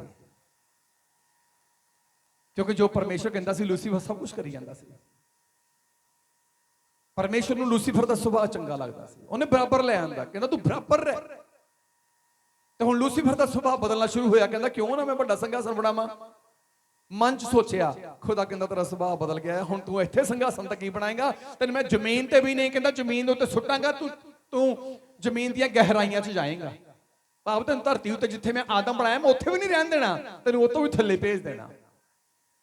ਸਿਰਫ ਇੱਕ ਸੁਭਾਅ ਕਰਕੇ ਹੀ ਲੂਸੀਫਰ ਇੱਕ ਵੱਡੇ ਪਦਵੀ ਤੋਂ ਧਰਤੀ ਉੱਤੇ ਨਹੀਂ, ਧਰਤੀ ਦੀਆਂ ਗਹਿਰਾਈਆਂ ਦੇ ਵਿੱਚ ਭੇਜ ਦਿੱਤਾ। ਕਹਿੰਦਾ ਢਿੱਡ ਦੇ ਭਾਰ ਹੀ ਰਿੰਗੇਗਾ। ਹਾਲੇਲੂਇਆ। ਅੱਜ ਕੀ ਕਰ ਰਿਹਾ ਇਨਸਾਨ? ਕਾਦੇ ਲਈ ਇੰਨਾ ਦੌੜ ਭੱਜ ਲਾਈ? ਢਿੱਡ ਕਰਕੇ। ਢਿੱਡ ਕਰਕੇ ਹੀ ਦੌੜ ਲਾਈ ਆ। ਜੇ ਕਹੋ ਨਾ ਚੱਲ ਯਾਰ 2-4 ਦਿਨ ਨਾ ਕੰਮ ਕਰ, ਸੇਵਾ ਕਰ ਲਾ, ਆ ਜਿਹੜਾ ਰੱਬ ਨੇ ਮੈਨੂੰ ਢਿੱਡ ਦਿੱਤਾ ਇਹ ਕਿਹਨੇ ਭਰਨਾ? ਜਿਹੜੇ 4 ਢਿੱਡ ਘਰੇ ਬੈਠੇ ਉਹਨੂੰ ਕਿਹਨੇ ਭਰਨਾ? ਧਿਆਨ ਦਿਓ, ਜਿਹੜਾ ਢਿੱਡ ਦੇ ਕਰਕੇ ਦੌੜਾ ਭੱਜਾ ਫਿਰਦਾ, ਬਾਈਬਲ ਚ ਪ੍ਰਭੂ ਯਿਸੂ ਮਸੀਹ ਨੇ, ਪਰਮੇਸ਼ਰ ਨੇ ਕੀ ਕਿਹਾ ਸ਼ੈਤਾਨ ਨੂੰ, ਲੂਸੀਫਰ ਨੂੰ? ਕਹਿੰਦਾ ਤੂੰ ਸਾਰੀ ਉਮਰ ਢਿੱਡ ਦੇ ਭਾਰ ਹੀ ਰਿੰਗੇਗਾ। ਤੇ ਅੱਜ ਹਰੇਕ ਮਨੁੱਖ ਢਿੱਡ ਦੇ ਲਈ ਦੌੜਾ ਭੱਜਾ ਫਿਰਦਾ ਆ। ਹਰੇਕ ਮਨੁੱਖ ਢਿੱਡ ਲਈ ਦੌੜਾ ਭੱਜਾ ਫਿਰਦਾ ਆ। ਤੇ ਧਿਆਨ ਦਿਓ, ਜਿਹੜਾ ਢਿੱਡ ਲਈ ਦੌੜਾ ਭੱਜਾ ਫਿਰਦਾ ਆ ਉਹ ਮੇਰੇ ਜੋ ਸੱਪ ਦਾ ਬੰਦਾ ਆ। ਜਿਹੜਾ ਰੱਬ ਲਈ ਦੌੜਾ ਭੱਜਾ ਫਿਰਦਾ ਆ ਉਹ ਸਵਰਗ ਦਾ ਬੰਦਾ ਆ। ਆਮੀਨ। ਕਿਹਦੇ ਬਣਨਾ ਆ? ਢਿੱਡ ਪਿੱਛੇ ਦੌੜੋਗੇ ਕਦੀ ਰੱਬ ਨਹੀਂ ਮਿਲੇਗਾ। ਰੱਬ ਪਿੱਛੇ ਦੌੜੋਗੇ, ਰੱਬ ਢਿੱਡ ਦੇ ਵੀ ਇੰਤਜ਼ਾਮ ਕਰਕੇ ਰੱਖਦਾ ਹੈਗਾ। ਹਾਲੇਲੂਇਆ। ਕਿੰਨੇ ਲੋਕ ਸਮਝ ਰਹੇ? ਹੱਥ ਖੜਾ ਕਰੋ। ਪੂਰਾ ਹੱਥ, ਪੂਰਾ ਹੱਥ।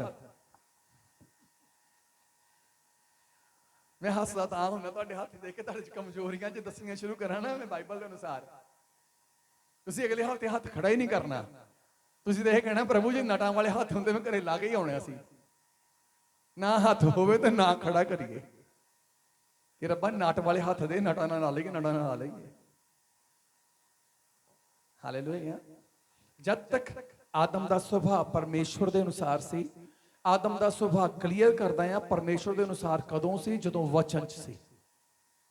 ਤੇ ਪਰਮੇਸ਼ਵਰ ਨੂੰ ਸੱਦਣ ਦੀ ਲੋੜ ਨਹੀਂ, ਖੁਦਾ ਖੁਦ ਹੁੰਦਾ ਸੀ। ਜਦੋਂ ਆਦਮ ਦਾ ਸੁਭਾਅ ਬਦਲ ਗਿਆ, ਪਰਮੇਸ਼ਵਰ ਨੂੰ ਆਵਾਜ਼ਾਂ ਮਾਰਨ ਤੋਂ ਬਾਅਦ ਵੀ ਪਰਮੇਸ਼ਵਰ ਨਹੀਂ ਉਤਰਦਾ ਸੀ। ਹਾਲੇਲੂਇਆ। ਆਦਮ ਦੀ ਵੰਸ਼ਾਵਲੀ ਕੱਢੋ, ਮੈਂ ਤੁਹਾਨੂੰ ਦੱਸਦਾ ਆ ਕੌਣ ਕੌਣ ਚੱਲਦਾ ਆ। ਪਰਮੇਸ਼ਵਰ ਆਪਣੇ ਲੋਕਾਂ ਦੇ ਸਾਥ ਰਹਿਣ ਵਾਲਾ ਪਰਮੇਸ਼ਵਰ ਆ। ਮੈਂ ਦੱਸਦਾ ਤੁਹਾਨੂੰ, ਇਹਦੀ 5 ਅਧਿਆਇ ਚ ਪੜ੍ਹਦੇ ਆ। ਆਦਮ ਦੀ ਕੁਲ ਪੱਤਰੀ ਲਿਖਿਆ ਗਿਆ ਆ। ਆਦਮ ਤੋਂ ਜਿਹੜਾ ਪਹਿਲਾ ਪੁੱਤਰ ਹੋਇਆ ਸੇਤ, ਅਗਾਂਹ ਜਾ ਕੇ ਉਹਦਾ ਲਿਖਿਆ। ਉਸ ਤੋਂ ਬਾਅਦ ਲਿਖਿਆ 6 ਚ ਸੇਦ ਹੋਇਆ। ਸੇਦ ਤੋਂ ਬਾਅਦ 9 ਆਇਤ ਚ ਅਨੋਸ ਹੋਇਆ। ਉਸ ਤੋਂ ਬਾਅਦ 12 ਆਇਤ ਚ ਕਨਾਨ ਹੋਇਆ। ਉਸ ਤੋਂ ਬਾਅਦ 15 ਆਇਤ ਚ ਮਹਲੇਲ ਹੋਇਆ। ਉਸ ਤੋਂ ਬਾਅਦ 18 ਆਇਤ ਦੇ ਵਿੱਚ ਮੇਰੇ ਜੋ ਜਰਦ ਹੋਇਆ। ਜਰਦ ਤੋਂ ਗਾਂ 21 ਆਇਤ ਚ ਹਨੋਕ ਹੋਇਆ। ਧਿਆਨ ਦੇਣਾ, ਇਹਨਾਂ ਤੋਂ ਬਾਅਦ 1 2 3 4 5 6 ਤੋਂ ਬਾਅਦ 7ਵਾਂ ਕੌਣ ਸੀ? ਹਨੋਕ।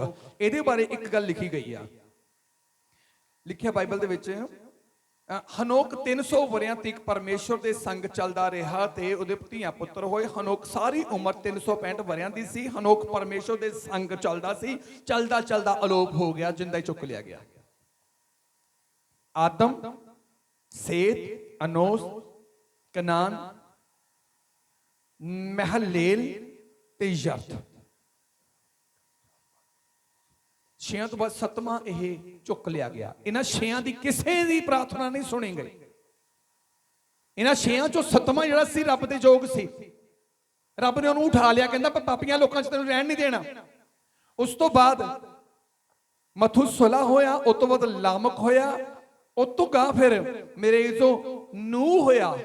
ਤੇ ਪਰਮੇਸ਼ਰ ਨੇ ਕਿਹਾ ਹੁਣ ਮੈਂ ਤੈਨੂੰ ਵੀ ਮਰਨ ਨਹੀਂ ਦੇਣਾ ਇਹਨਾਂ ਦੇ ਨਾਲ। ਨੂਹ ਨੂੰ ਕਿਹਾ ਤੂੰ ਬੇੜੀ ਬਣਾ, ਕਿਉਂਕਿ ਜਦੋਂ ਬਾਈਬਲ ਦੇ ਵਿੱਚ ਅਸੀਂ ਪੜ੍ਹਦੇ ਹਾਂ ਲਿਖਿਆ ਗਿਆ ਨੂਹ ਪਰਮੇਸ਼ਰ ਦੇ ਸੰਗ ਚੱਲਦਾ ਸੀ। ਪਹਿਲਾਂ ਹਨੋਕ ਚੱਲਦਾ ਸੀ 7ਵੀਂ ਪੀੜ੍ਹੀ 'ਚ, 9ਵੀਂ ਪੀੜ੍ਹੀ ਦੇ ਵਿੱਚ ਜਾ ਕੇ ਨੂਹ ਪਰਮੇਸ਼ਰ ਦੇ ਸੰਗ ਚੱਲਦਾ ਸੀ। ਸੰਗ ਮੀਨਸ ਹਨੋਕ ਵੀ ਪਰਮੇਸ਼ਰ ਦੇ ਸੰਗ ਚੱਲਦਾ ਸੀ, ਕਿਉਂਕਿ ਹਨੋਕ ਪਰਮੇਸ਼ਰ ਵਰਗੇ ਸੁਭਾਅ ਵਰਗਾ ਸੀ। ਹਨੋਕ ਰੱਬ ਦੇ ਵਚਨ ਤੋਂ ਡਰਦਾ ਸੀ। ਉਤੋਂ ਗਾਂ ਤੀਜੀ ਪੀੜ੍ਹੀ ਜਦੋਂ ਉਸ ਤੋਂ ਬਾਅਦ ਆਈ ਹੈ, ਲਿਖਿਆ ਗਿਆ ਬਾਈਬਲ ਦੇ ਵਿੱਚ ਫਿਰ ਨੂਹ ਇਦਾਂ ਦਾ ਬੰਦਾ ਆਇਆ ਧਰਤੀ ਉੱਤੇ ਜਿਹੜਾ ਪਰਮੇਸ਼ਰ ਦੇ ਸੰਗ ਚੱਲਦਾ ਸੀ। ਜਿੱਦਾਂ ਦਾ ਸੁਭਾਅ ਪਰਮੇਸ਼ਰ ਨੂੰ ਪਸੰਦ ਸੀ ਉਦਾਂ ਦਾ ਨੂਹ ਦਾ ਸੀ। ਪਰਮੇਸ਼ਰ ਕਹਿੰਦਾ ਮੈਂ ਸਾਰੀਆਂ ਪਿਛਲੀਆਂ ਪੀੜ੍ਹੀਆਂ ਨੂੰ ਖਤਮ ਕਰਨਾ, ਕਿਉਂਕਿ ਕੋਈ ਵੀ ਮੇਰੇ ਸੰਗ ਨਹੀਂ ਚੱਲਦਾ, ਕਿਸੇ ਦਾ ਸੁਭਾਅ ਚੰਗਾ ਨਹੀਂ ਆ। ਇਸ ਕਰਕੇ ਤੂੰ ਹੁਣ ਬੇੜੀ ਬਣਾ, ਆਪਣੇ ਪਰਿਵਾਰ ਨੂੰ ਵਿੱਚ ਬਿਠਾ, ਮੈਂ ਜਲ ਪਰਲੋਂ ਲੈ ਕੇ ਆ ਰਿਹਾ, ਸਭ ਕੁਝ ਖਤਮ ਕਰ ਦੇਣਾ। ਆਦਮ ਦਾ ਗੰਦਾ ਸੁਭਾਅ, ਆਦਮ ਦਾ ਪਾਪ ਵਾਲਾ ਸੁਭਾਅ, ਪਰਮੇਸ਼ਰ ਦੇ ਨਾ ਪਸੰਦ ਆਉਣ ਵਾਲਾ ਸੁਭਾਅ ਉਹਦੀਆਂ ਕਿੰਨੀਆਂ ਪੀੜ੍ਹੀਆਂ ਨੂੰ ਲੈ ਬੈਠਾ, ਕਿੰਨੀਆਂ ਪੀੜ੍ਹੀਆਂ ਨੂੰ ਲੈ ਬੈਠਾ। ਪਰਮੇਸ਼ਰ ਨੂੰ ਨਾ ਪਸੰਦ ਆਉਣ ਵਾਲੇ ਸੁਭਾਅ ਦਾ ਮਤਲਬ ਕਿ ਪਰਮੇਸ਼ਰ ਦੇ ਵਚਨ ਤੋਂ ਉਲਟ ਚੱਲਣ ਵਾਲੇ ਜ਼ਿੰਦਗੀਆਂ। ਅਸੀਂ ਅੱਜ ਵਚਨ ਸੁਣਨ ਤੋਂ ਬਾਅਦ ਵੀ ਉਹੀ ਗੱਲਾਂ ਆਪਣੀ ਜ਼ਿੰਦਗੀ 'ਚ ਰੱਖਣੀਆਂ। ਫਿਰ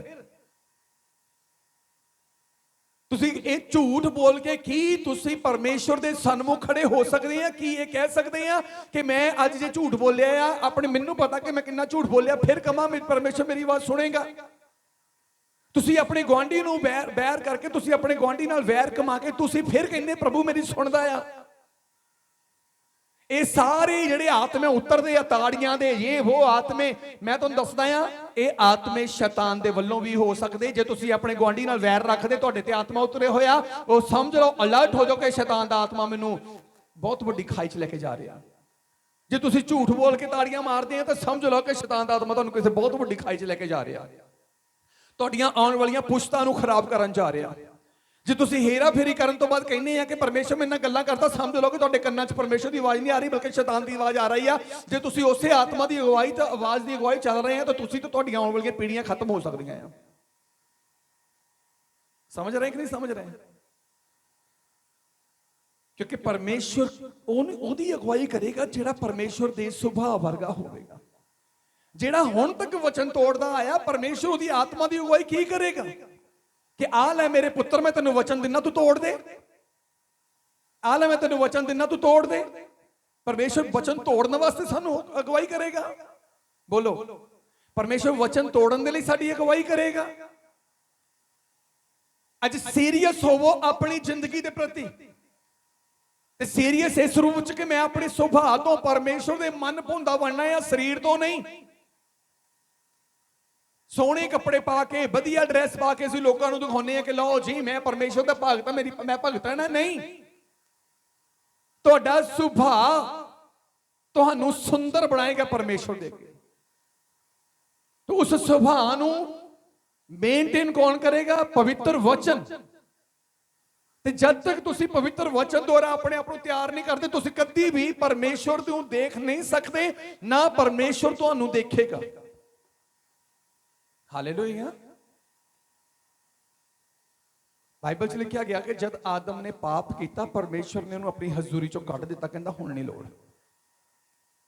ਕਿੰਨੀਆਂ ਪੀੜ੍ਹੀਆਂ ਜਲ ਪਰਲੋ ਦੇ ਨਾਲ ਬਿਨਾਂ ਤਰਸ ਕੀਤਿਆਂ, ਬਿਨਾਂ ਲਿਹਾਜ਼ ਕੀਤਿਆਂ, ਇੱਕ ਨੂੰ ਵੈਸੇ ਹੀ ਸਵਰਗਾਂ ਨੂੰ ਉਠਾ ਲਿਆ ਜਿਹੜਾ ਉਹਦੇ ਸੰਗ ਚੱਲਦਾ ਸੀ, ਇੱਕ ਨੂੰ ਵੈਸੇ ਹੀ ਉਹਨੇ ਮੇਰੇ ਜੋ ਜਲ ਪਰਲੋ ਤੋਂ ਉਠਾ ਲਿਆ। ਕਹਿੰਦਾ ਇਹਨਾਂ ਨੂੰ ਨਹੀਂ ਮੈਂ ਕੁਝ ਹੋਣ ਦੇਣਾ। ਕਿਉਂ? ਇਹ ਮੇਰੇ ਲਾਇਕ ਆ। ਇਹ ਆਫਤਾਂ ਤੋਂ ਪਹਿਲਾਂ ਹੀ ਪਰਮੇਸ਼ਰ ਬਚਾ ਲੈਂਦਾ ਆ, ਮੁਸ਼ਕਲਾਂ ਤੋਂ ਪਹਿਲਾਂ ਹੀ ਪਰਮੇਸ਼ਰ ਬਚਾ ਲੈਂਦਾ ਆ। ਇਸੇ ਲਈ ਪਰਮੇਸ਼ਰ ਦਾ ਦਾਸ ਪੌਲਸ ਫਿਲਿੱਪੀਆਂ ਦੀ ਕਿਤਾਬ ਦੇ ਵਿੱਚ ਇਸ ਵਚਨ ਨੂੰ ਬਿਆਨ ਕਰਦਾ। ਪੜਾਂਗੇ, ਧਿਆਨ ਨਾਲ ਸੁਣਾਂਗੇ, ਸਮਾਪਤੀ ਵੱਲ ਜਾਵਾਂਗੇ। ਫਿਲਿੱਪੀਆਂ 2 ਅਧਿਆਇ ਉਹਦੀ 5 ਆਇਤ ਪੜ੍ਹੀਏ ਔਰ ਉਸ ਤੋਂ ਬਾਅਦ ਸਮਾਪਤੀ ਦੇ ਵੱਲ ਚਲੀਏ। ਪਹਿਲਾ ਪਰਮੇਸ਼ਰ ਦਾ ਦਾਸ ਪੌਲਸ ਕਹਿੰਦਾ ਹੈ ਕਿ ਮਨ ਦੇ ਸੁਭਾਅ ਵਿੱਚ ਨਵੇਂ ਬਣੋ। ਤੇ ਕਿੱਦਾਂ ਦਾ ਸੁਭਾਅ ਸਾਡਾ ਹੋਣਾ ਚਾਹੀਦਾ ਆ? ਜੇ ਅਸੀਂ ਤੁਹਾਡੇ ਲਈ ਪ੍ਰੇਅਰ ਕਰਦੇ ਆ, ਪਰਮੇਸ਼ਰ ਕੰਮ ਐਦਾਂ ਹੀ ਸਾਡੀ ਪ੍ਰੇਅਰ ਨਾਲ ਨਹੀਂ ਕਰੇਗਾ। ਪਹਿਲਾਂ ਉਹ ਦੇਖੇਗਾ ਕਿ ਕੀ ਤੁਹਾਡੇ ਅੰਦਰ ਵਚਨ ਹੈਗਾ ਆ। ਵਚਨ ਹੀ ਤੁਹਾਨੂੰ ਪਰਮੇਸ਼ਰ ਦੇ ਸਨਮੁਖ ਲੈ ਕੇ ਜਾਂਦਾ ਆ। ਵਚਨ ਤੋਂ ਬਗੈਰ ਤੁਸੀਂ ਕਦੇ ਪਰਮੇਸ਼ਰ ਦੇ ਸਨਮੁਖ ਨਹੀਂ ਜਾ ਸਕਦੇ। 2:5 ਫਿਲਿੱਪੀਆਂ ਦੀ ਕਿਤਾਬ, ਜਲਦੀ ਨਾਲ। ਤੁਹਾਡਾ ਉਹ ਸੁਭਾਅ ਹੋਵੇ ਤੁਹਾਡਾ ਉਹ ਸੁਭਾਅ ਹੋਵੇ ਜੋ ਮਸੀਹ ਯਿਸੂ ਦਾ ਵੀ ਸੀ। ਜੋ ਮਸੀਹ ਯਿਸੂ ਦਾ ਵੀ ਸੀ। ਕਿਹਨਾਂ ਦਾ ਸੁਭਾਅ? ਪਰਮੇਸ਼ਰ ਪ੍ਰਭੂ ਯਿਸੂ ਮਸੀਹ ਵਰਗਾ ਆ। ਕਿਹੜੇ ਕਹਿੰਦੇ ਆ ਕਿ ਸਾਡਾ ਸੁਭਾਅ ਸਹੀ ਆ? ਕਿਹੜੇ ਕਹਿੰਦੇ ਆ ਕਿ ਸਾਡਾ ਸੁਭਾਅ ਪਰਮੇਸ਼ਰ ਨੂੰ ਪਸੰਦ ਆ? ਹੈ ਕੋਈ ਇੱਥੇ? ਕਰੋ ਹੱਥ ਖੜਾ। ਹੈਲੋ,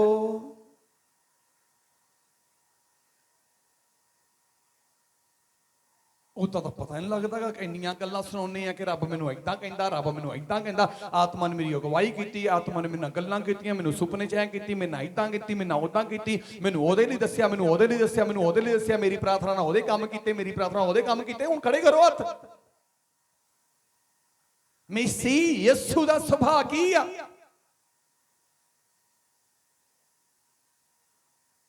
ਸਿਚੁਏਸ਼ਨ ਨੂੰ ਸੋਚੋ। ਐ ਪਿਤਾ ਇਹਨਾਂ ਨੂੰ ਮਾਫ ਕਰ, ਇਹ ਨਹੀਂ ਜਾਣਦੇ ਇਹ ਕੀ ਕਰਦੇ, ਇਹ ਅਣਜਾਣ ਆ। ਬੋਲੋ। ਉਸ ਵੇਲੇ ਦੀ ਉਸ ਸਿਚੁਏਸ਼ਨ ਨੂੰ ਆਪਣੇ ਮਨ 'ਚ ਲੈ ਕੇ ਆਓ, ਉਸ ਹਾਲਾਤ ਨੂੰ ਆਪਣੇ ਮਨ 'ਚ ਲੈ ਕੇ ਆਓ। ਕਿੰਨੇ ਬੁਰੇ ਹਾਲ ਯਿਸੂ ਮਸੀਹ ਦੇ ਕੀਤੇ, ਕੋੜਿਆਂ ਦੇ ਨਾਲ, ਕੰਡਿਆਂ ਦੇ ਤਾਜ ਨਾਲ, ਹੱਥਾਂ ਪੈਰਾਂ ਦੇ ਕਿੱਲਾਂ ਦੇ ਨਾਲ। ਕਿੰਨੇ ਬੁਰੇ ਹਾਲ ਕੀਤੇ ਯਿਸੂ ਮਸੀਹ ਦੇ। ਕਿੰਨਾ ਮੇਰੇ ਜੋ ਦੁੱਖ ਦਿੱਤਾ ਇੱਕ ਗਰੁੱਪ ਨੇ, ਤੇ ਯਿਸੂ ਮਸੀਹ ਨੇ ਐਂਡ 'ਚ ਕੀ ਕਿਹਾ ਉਸ ਇੱਕ ਗਰੁੱਪ ਲਈ, ਦੁੱਖ ਦੇਣ ਵਾਲੇ ਗਰੁੱਪ ਲਈ? ਐ ਪਿਤਾ ਇਹਨਾਂ ਨੂੰ ਮਾਫ ਕਰ। ਹੈਗਾ ਸੁਭਾਅ? ਜੇ ਤੁਹਾਡਾ ਗੁਆਂਢੀ ਤੁਹਾਨੂੰ ਘੂਰੀ ਵੱਟਦਾ ਆ, ਤੁਹਾਡਾ ਗੁਆਂਢੀ ਤੁਹਾਡੀ ਘਾਟਾ ਪਾ ਦਿੰਦਾ, ਤੁਹਾਡਾ ਗੁਆਂਢੀ ਤੁਹਾਡਾ ਨੁਕਸਾਨ ਕਰਦਾ ਆ, ਤੁਹਾਡਾ ਗੁਆਂਢੀ ਤੁਹਾਡੇ ਤੇ ਉੱਤੇ ਝੂਠਾ ਇਲਜ਼ਾਮ ਲਗਾਉਂਦਾ, ਕੀ ਤੁਸੀਂ ਪਰਮੇਸ਼ਰ ਨੂੰ ਕਹਿੰਦੇ ਆ ਕਿ ਪਿਤਾ ਇਹਨਾਂ ਨੂੰ ਮਾਫ ਕਰ, ਤੇ ਆਪਣੇ ਗੁਆਂਢੀ ਨਾਲ ਮਿਲਾਪ ਕਰਦੇ ਆ? ਨਹੀਂ ਕਰਦੇ ਕਿ ਨਹੀਂ ਕਰਦੇ?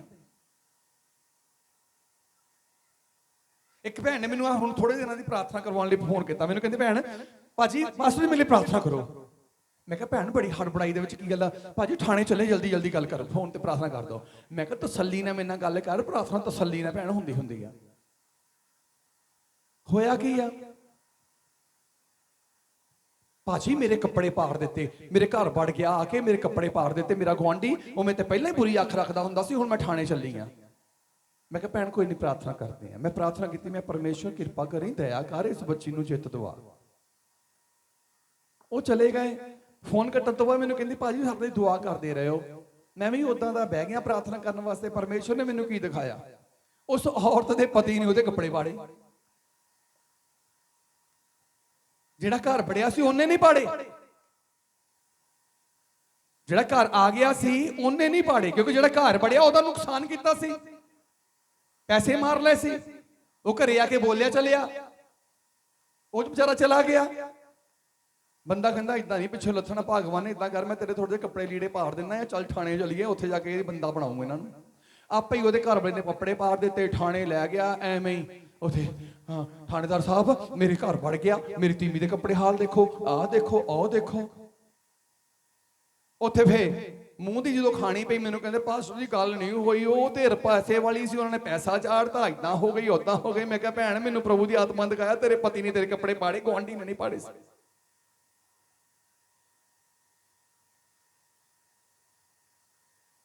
ਦੂਜੇ ਉੱਤੇ ਝੂਠਾ ਇਲਜ਼ਾਮ ਲਾਉਣ ਤੋਂ ਪਹਿਲਾਂ ਤੁਸੀਂ ਕਹਿੰਦੇ ਪ੍ਰਾਰਥਨਾ ਕਰੋ, ਰੱਬ ਪ੍ਰਾਰਥਨਾ ਸੁਣੇਗਾ? ਕਦੀ ਵੀ ਨਹੀਂ। ਜੇ ਤੁਹਾਡਾ ਕਿਸੇ ਨੇ ਨੁਕਸਾਨ ਕੀਤਾ, ਕਰੋ ਯਿਸੂ ਮਸੀਹ ਵਰਗਾ ਸੁਭਾਅ ਆਪਣੇ ਅੰਦਰ ਪੈਦਾ। ਇਹ ਪਰਮੇਸ਼ਰ ਜਿਨੇ ਸਾਡੇ ਨਾਲ ਇਹ ਗੱਲ ਕੀਤੀ ਆ, ਪ੍ਰਭੂ ਇਹਦੇ ਵਿੱਚ ਤੂੰ ਰਾਜੀ ਆ, ਕਿਉਂਕਿ ਤੂੰ ਦੇਖ ਰਿਹਾ ਸਾਨੂੰ ਕੋਈ ਘਾਟਾ ਪਾ ਰਿਹਾ ਆ। ਵਚਨ ਕਹਿੰਦਾ ਹੈ ਕਿ ਤੂੰ ਬਦਲਾ ਨਾ ਲੈ, ਬਦਲਾ ਲੈਣਾ ਯਹੋਵਾ ਦਾ ਕੰਮ ਆ। ਤੁਹਾਡਾ ਸੁਭਾਅ ਮਸੀਹ ਯਿਸੂ ਦੇ ਸੁਭਾਅ ਵਰਗਾ ਹੋਣਾ ਚਾਹੀਦਾ ਆ। ਜਦ ਤੱਕ ਤੁਹਾਡਾ ਸੁਭਾਅ ਮਸੀਹ ਯਿਸੂ ਦੇ ਸੁਭਾਅ ਵਰਗਾ ਨਹੀਂ ਹੈ, ਪਵਿੱਤਰ ਆਤਮਾ ਕਦੀ ਆ ਹੀ ਨਹੀਂ ਸਕਦਾ। ਉਹ ਜਿਹੜੀ ਉਛਲ ਕੇ ਐਂ ਦਿਖਾਉਂਦੇ ਰਹਿੰਦੇ ਨੇ, ਉਹ ਆਤਮੇ ਨਹੀਂ ਆ। ਉਹਨਾਂ ਦੇ ਆਪਣੇ ਘਰਾਂ ਦੇ ਹਾਲਾਤ ਕੁਝ ਹੋਰ ਹੁੰਦੇ, ਜ਼ਿੰਦਗੀਆਂ ਦੇ ਹਾਲਾਤ ਕੁਝ ਹੋਰ ਹੁੰਦੇ, ਜ਼ਿੰਦਗੀ ਤਸਵੀਰ ਕੁਝ ਹੋਰ ਹੁੰਦੀ ਆ, ਤੇ ਦਿਖਾਵਾ ਸੰਗਤਾਂ ਜਾ ਕੇ ਕੁਝ ਹੋਰ ਕਰਦੇ ਰਹਿੰਦੇ ਆ। ਹਾਲੇਲੂਇਆ।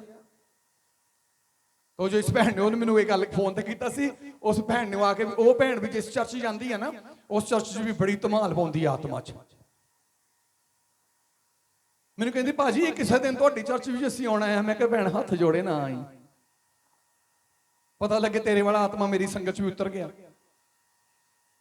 ਗੁਆਂਢੀਆਂ ਨਾਲ ਤੂੰ ਬੈਰ ਰੱਖਦੀ ਆ, ਤੇ ਮੇਰੀ ਚਰਚ ਜਾ ਕੇ ਤੂੰ ਕਿਹੜੀ ਫੰਨੂ ਪਾ ਦੇਣੇ ਆ, ਫੁੱਲ ਖਿਲਾਰ ਦੇਣੇ ਆ, ਰਹਿਣ ਦੇ, ਮੈਂ ਕਿਹਾ ਉੱਥੇ ਬੈਠੀ ਰਹਿ।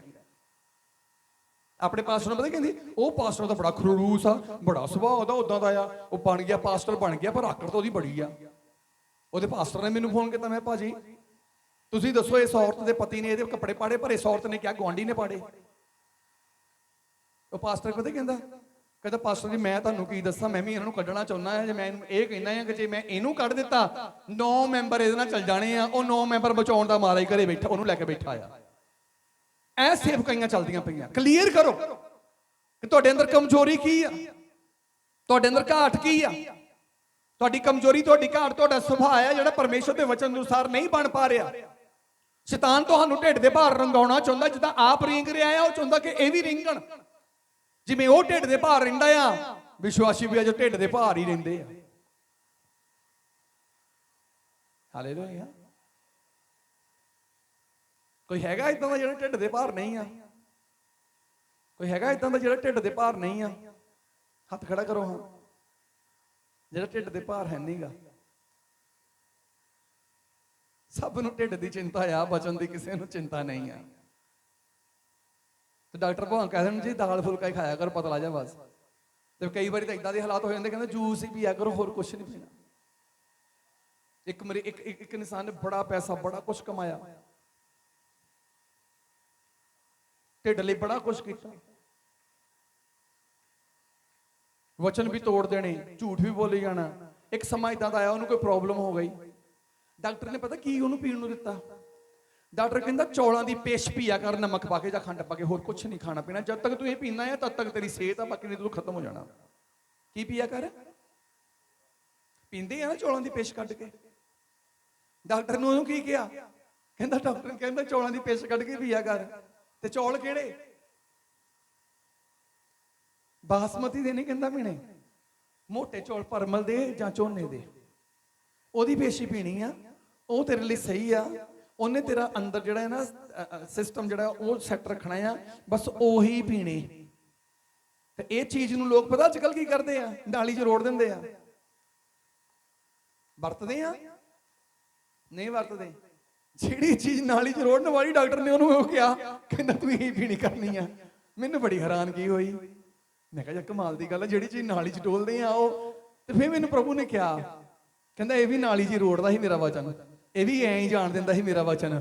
ਹੁਣ ਉਹ ਚੀਜ਼ ਮੈਂ ਕਹਿੰਦਾ ਇਹਨੂੰ ਬੁਲਾਉਣੀ ਹੈ ਜਿਹੜੀ ਲੋਕ ਨਹੀਂ ਪਸੰਦ ਕਰਦੇ। ਐਦਾਂ ਦੇ ਹਾਲਾਤ ਹੋ ਜਾਂਦੇ ਬੰਦੇ ਦੇ, ਜੇ ਰੱਬ ਦੇ ਵਚਨ ਤੋਂ ਦੂਰ ਰਵਾਂਗੇ, ਜੇ ਰੱਬ ਦੇ ਵਚਨ ਨੂੰ ਤੋੜਾਂਗੇ। ਹਾਲੇਲੂਇਆ। ਪਰ ਜੇ ਅਸੀਂ ਪਰਮੇਸ਼ਰ ਦੇ ਸੁਭਾਅ ਵਰਗੇ ਆ, ਯਿਸੂ ਮਸੀਹ ਨੇ ਸਾਡੇ ਸੁਭਾਅ ਨੂੰ ਬਦਲਿਆ। ਕਹਿੰਦਾ ਨਿਸ਼ਚਾ ਕਰ ਕਿ ਉਹਦੇ ਲਹੂ ਦੇ ਦੁਆਰਾ ਸਾਡੇ ਪਾਪ ਮਾਫ ਹੋ ਗਏ ਨੇ। ਉਹਦੀ ਸਲੀਬੀ ਮੌਤ ਦੇ ਦੁਆਰਾ ਸਾਡੇ ਔਰ ਪਰਮੇਸ਼ਰ ਦੇ ਵਿਚਕਾਰੋਂ ਪਰਦੇ ਪਾਟ ਗਏ ਨੇ। ਤੇ ਪਰਮੇਸ਼ਰ ਤੇ ਸਾਡੇ ਵਿਚਕਾਰ ਪਰਦਾ ਫਟਿਆ ਆ। ਸਾਨੂੰ ਪਰਮੇਸ਼ਰ ਦੇ ਦਰਸ਼ਨ ਉਦੋਂ ਹੋਣਗੇ, ਪਰਮੇਸ਼ਰ ਸਾਨੂੰ ਉਦੋਂ ਦਿਖਾਈ ਦੇਵੇਗਾ, ਸਾਨੂੰ ਉਦੋਂ ਦੇਖੇਗਾ ਜਦੋਂ ਅਸੀਂ ਪਰਮੇਸ਼ਰ ਦੇ ਵਚਨ ਦੇ ਅਨੁਸਾਰ, ਭਾਵ ਯਿਸੂ ਮਸੀਹ ਦੇ ਅਨੁਸਾਰ ਆਪਣਾ ਜੀਵਨ ਬਤੀਤ ਕਰਨਾ ਸ਼ੁਰੂ ਕਰ ਦੇਵਾਂਗੇ। ਜਦੋਂ ਬਤੀਤ ਕਰਾਂਗੇ ਪਰਮੇਸ਼ਰ ਦੇ ਅਨੁਸਾਰ, ਤਾਂ ਮੇਰੇ ਜੋ ਉਦੋਂ ਪਰਮੇਸ਼ਰ ਦਾ ਵਚਨ ਇਹ ਹੋਵੇਗਾ, ਸਾਡੀਆਂ ਗੱਲਾਂ ਇਹ ਹੋਣਗੀਆਂ। ਯਸ਼ਾਇਆ 25 ਅਧਿਆਇ ਉਹਦੀ 9 ਆਇਤ, ਯਸ਼ਾਇਆ 25 ਉਹਦੀ 9 ਪੜ੍ਹੀਏ ਜਲਦੀ ਦੇ ਨਾਲ।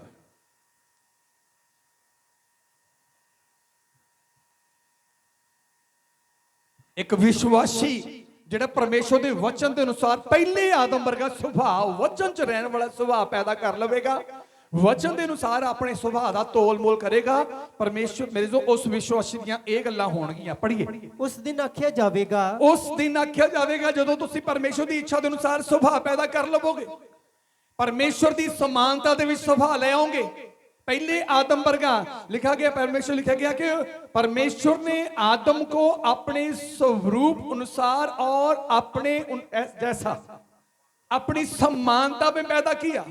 ਜਦੋਂ ਤੁਸੀਂ ਇਸ ਗੱਲ ਦੇ ਉੱਤੇ ਆ ਗਏ ਕਿ ਅਸੀਂ ਆਪਣੇ ਸੁਭਾਅ ਨੂੰ ਪਰਮੇਸ਼ਰ ਦੀ ਸਮਾਨਤਾ 'ਚ ਲੈ ਕੇ ਜਾਣਾ ਆ, ਜਦੋਂ ਅਸੀਂ ਪਰਮੇਸ਼ਰ ਦੀ ਇੱਛਾ ਦੇ ਮੁਤਾਬਕ ਆਪਣੇ ਸੁਭਾਅ ਨੂੰ ਬਣਾਉਣਾ ਆ, ਜਿਹੜਾ ਸੁਭਾਅ ਪਰਮੇਸ਼ਰ ਨੂੰ ਪਸੰਦ ਆ, ਜਿਸ ਸੁਭਾਅ ਦੇ ਕਰਕੇ ਪਰਮੇਸ਼ਰ ਆਦਮੀ ਨਾਲ ਗੱਲ ਕਰਦਾ ਆ, ਮੈਂ ਉਹ ਸੁਭਾਅ ਆਪਣੇ ਅੰਦਰ ਪੈਦਾ ਕਰਨਾ ਆ ਤੇ ਕਰ ਲਿਆ। ਜਦੋਂ ਤੁਸੀਂ ਪਰਮੇਸ਼ਰ ਦੀ ਇੱਛਾ ਦੇ ਮੁਤਾਬਕ ਆਪਣੇ ਸੁਭਾਅ ਨੂੰ ਬਦਲ ਲਵੋਗੇ, ਉਸ ਦਿਨ ਇਹ ਤੁਸੀਂ ਕਹੋਗੇ, ਹਾਂਜੀ ਉਸ ਦਿਨ ਆਖਿਆ ਜਾਵੇਗਾ, ਉਸ ਦਿਨ ਤੁਸੀਂ ਇਹ ਆਖੋਗੇ, ਵੇਖੋ ਇਹ ਸਾਡਾ ਪਰਮੇਸ਼ਵਰ ਹੈ। ਵੇਖੋ ਇਹ ਸਾਡਾ ਪਰਮੇਸ਼ਵਰ ਆ।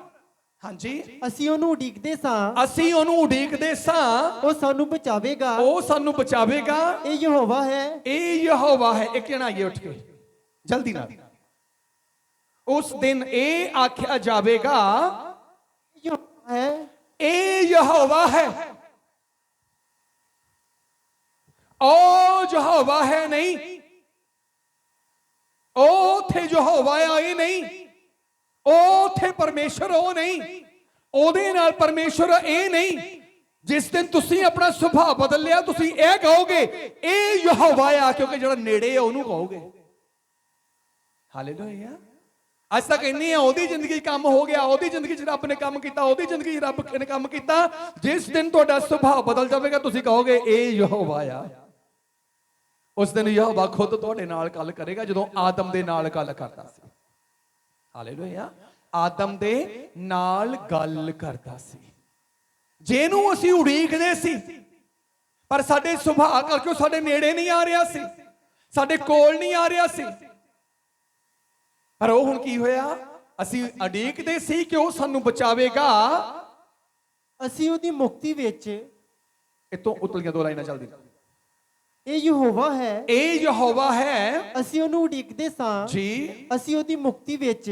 ਅਸੀਂ ਉਹਦੀ ਮੁਕਤੀ ਵਿੱਚ ਖੁਸ਼ੀ ਮਨਾਈਏ, ਖੁਸ਼ੀ ਮਨਾਈਏ ਆਨੰਦ ਅਤੇ ਆਨੰਦ ਕਰੀਏ, ਕਿਉਂਕਿ ਮੇਰਾ ਪਰਮੇਸ਼ਰ ਹੁਣ ਮੇਰੇ ਨਾਲ ਆ। ਕੌਣ?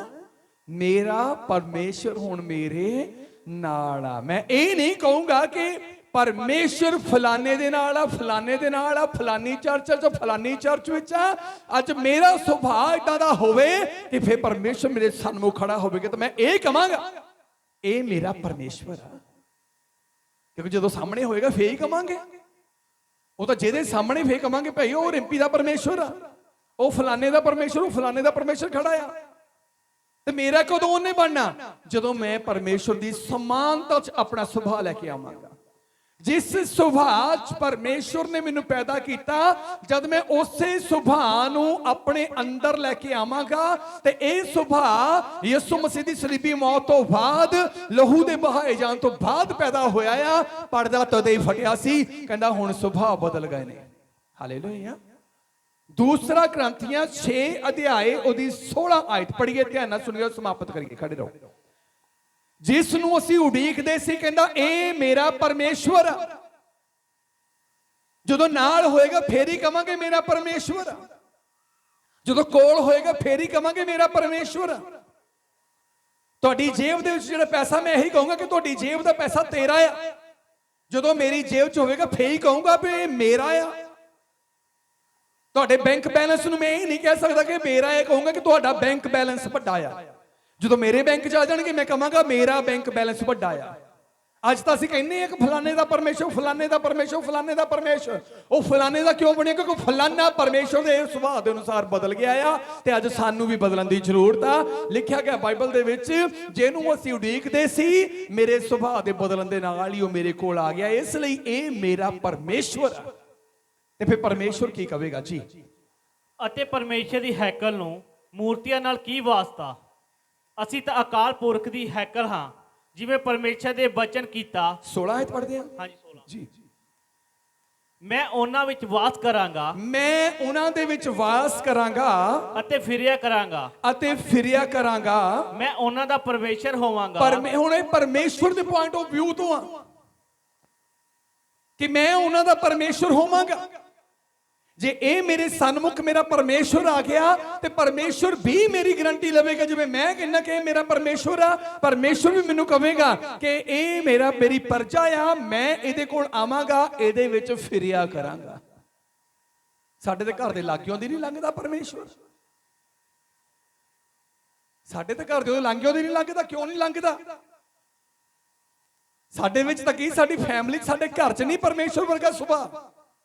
ਸਾਡੇ ਵਿੱਚ, ਸਾਡੀ ਫੈਮਿਲੀ ਵਿੱਚ ਪਰਮੇਸ਼ਰ ਦਾ ਵਚਨ ਨਹੀਂ ਆ। ਇਸੇ ਲਈ ਪਰਮੇਸ਼ਰ ਜ਼ਿੰਦਗੀ 'ਚ ਤਾਂ ਕਈ ਘਰ ਦੇ ਲਾਂਗੇ ਵੀ ਨਹੀਂ ਆਉਂਦਾ। ਕਹਿੰਦਾ ਨਾ, ਸੂਗ ਆਉਂਦੀ ਮੈਨੂੰ ਇਹਨਾਂ ਘਰਾਂ ਤੋਂ, ਕਿਉਂਕਿ ਇਹਨਾਂ ਦੇ ਵਿੱਚ ਵਚਨ ਨਹੀਂ ਆ।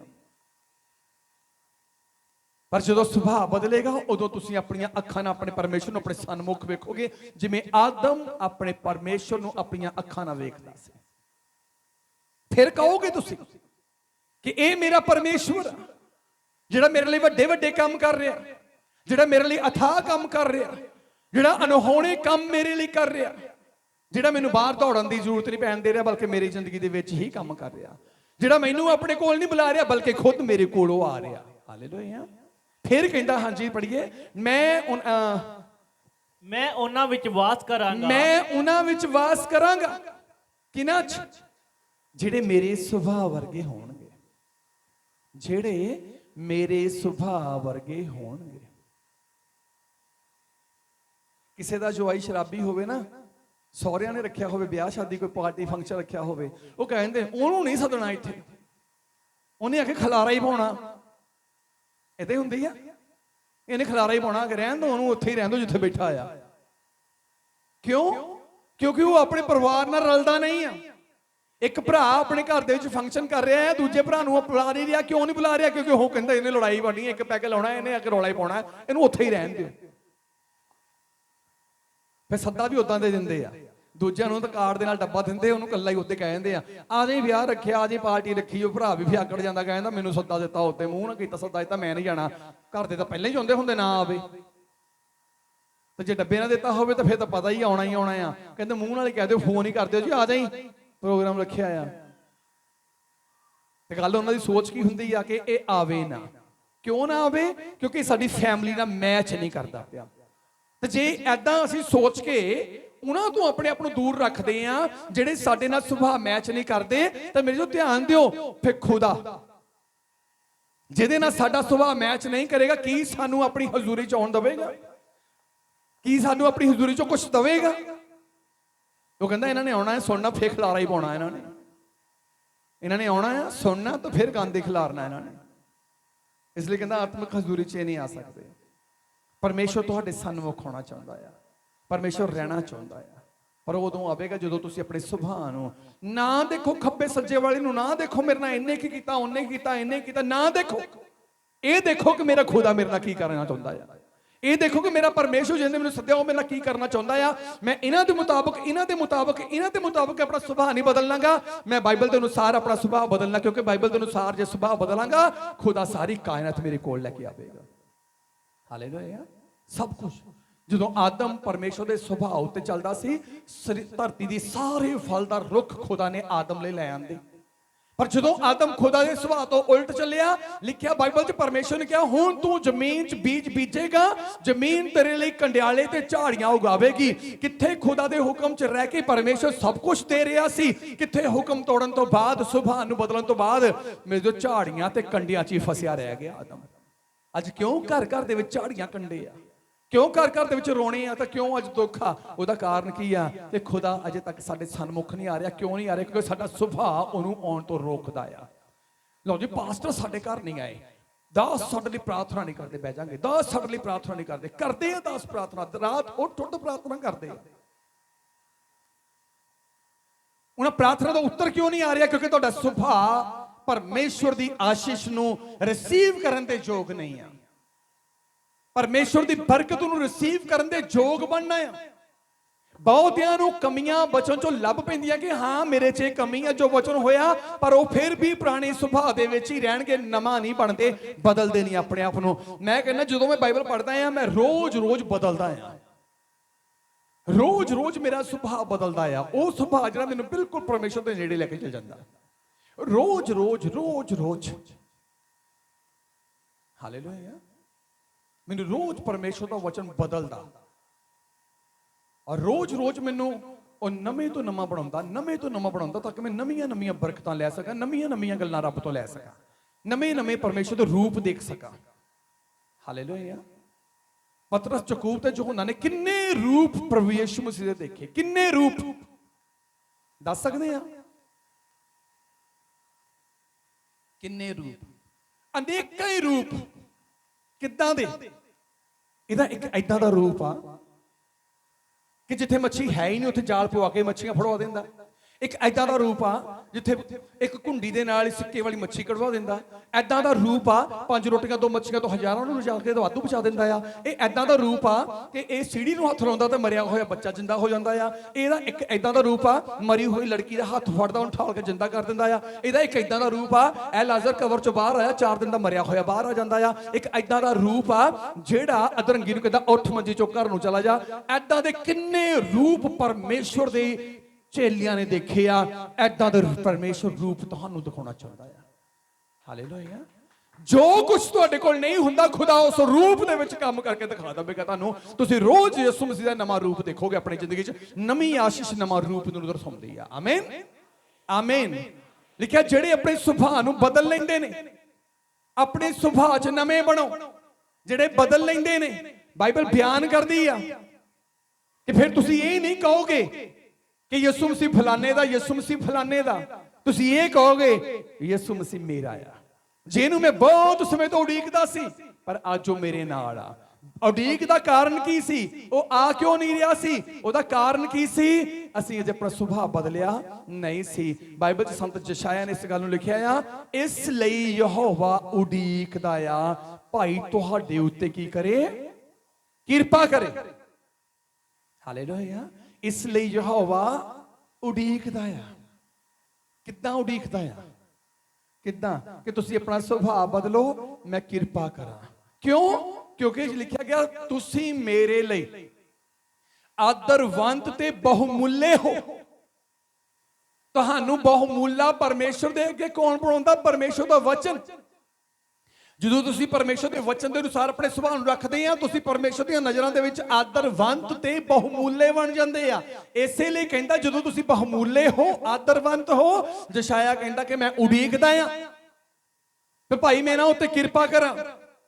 ਲਿਖਿਆ ਮੈਂ ਆਪਣਾ ਪ੍ਰਤਾਪ ਦੂਜਿਆਂ ਨੂੰ ਨਹੀਂ ਦਵਾਂਗਾ, ਆਪਣੀ ਬਰਕਤ ਦੂਜਿਆਂ ਨੂੰ ਨਹੀਂ ਦਵਾਂਗਾ, ਆਪਣਾ ਰਾਜ ਦੂਜਿਆਂ ਨੂੰ। ਦੂਜੇ ਕੌਣ ਨੇ? ਬਿਗੜੇ ਹੋਏ ਆਦਮ ਦੀ ਤਸਵੀਰ ਯਾਦ ਕਰੋ। ਆਦਮ ਦੇ ਬਿਗੜੇ ਹੋਏ ਸੁਭਾਅ ਨੂੰ ਯਾਦ ਕਰੋ। ਕਹਿੰਦਾ ਉਹਨਾਂ ਨੂੰ ਨਹੀਂ ਮੈਂ ਦਵਾਂਗਾ, ਸਿਰਫ ਉਹਨਾਂ ਨੂੰ ਜਿਹੜੇ ਪ੍ਰਭੂ ਯਿਸੂ ਮਸੀਹ ਦੇ ਨਾਮ ਉੱਤੇ ਵਿਸ਼ਵਾਸ ਕਰਦੇ ਆ, ਸਲੀਬੀ ਮੌਤ ਤੇ ਵਿਸ਼ਵਾਸ ਕਰਦੇ ਆ। ਲਿਖਿਆ ਜਿੰਨਿਆਂ ਨੇ ਕਬੂਲ ਕੀਤਾ ਉਹਨਿਆਂ ਉੱਤੇ ਪਰਮੇਸ਼ਰ ਦਾ ਪ੍ਰਤਾਪ ਪ੍ਰਗਟ ਹੋਇਆ। ਆਮੀਨ। ਇਸ ਲਈ ਆਪਣੇ ਸੁਭਾਅ ਨੂੰ ਬਦਲੋ। ਪ੍ਰਾਰਥਨਾ ਤੋਂ ਪਹਿਲਾਂ ਚੈੱਕ ਕਰੋ ਕਿ ਮੇਰਾ ਸੁਭਾਅ ਪਰਮੇਸ਼ਰ ਵਰਗਾ ਹੈਗਾ। ਜੋ ਪਰਮੇਸ਼ਰ ਨੇ ਜਿੱਦਾਂ ਦਾ ਬਣਾਇਆ ਆ, ਜਿੱਦਾਂ ਦਾ ਮੈਨੂੰ ਚਾਹੁੰਦਾ ਆ ਕਿ ਉਦਾਂ ਦਾ ਸੁਭਾਅ ਹੈਗਾ ਆ। ਜੇ ਹੈਗਾ ਆ ਫਿਰ ਪ੍ਰਾਰਥਨਾ 'ਚ ਮੰਗਣ ਦੀ ਲੋੜ ਨਹੀਂ, ਖੁਦਾ ਦਾ ਧੰਨਵਾਦ ਹੀ ਕਰਨਾ ਆ। ਖੁਦਾ ਤੇਰਾ ਧੰਨਵਾਦ ਆ, ਮੇਰੇ ਸੁਭਾਅ ਨੂੰ ਤੂੰ ਬਦਲ ਦਿੱਤਾ ਆ। ਜਦੋਂ ਸੁਭਾਅ ਬਦਲਿਆ ਹੋਇਆ ਹੋਵੇਗਾ ਸਭ ਕੁਝ ਤੁਸੀਂ ਆਪਣੇ ਘਰ ਦੇ ਵਿੱਚ ਜ਼ਿੰਦਗੀ 'ਚ ਬਦਲਿਆ ਹੋਇਆ ਵੇਖੋਗੇ। ਆਮੀਨ। ਸੋ ਪਰਮੇਸ਼ਰ ਤੁਹਾਨੂੰ ਸਾਰਿਆਂ ਨੂੰ ਵੱਡੀ ਬਰਕਤ ਤੇ ਆਸ਼ੀਸ਼ ਦੇਵੇ। ਆਈਏ ਸਭ ਆਪਣੀ ਅੱਖਾਂ ਨੂੰ ਬੰਦ ਕਰਾਂਗੇ।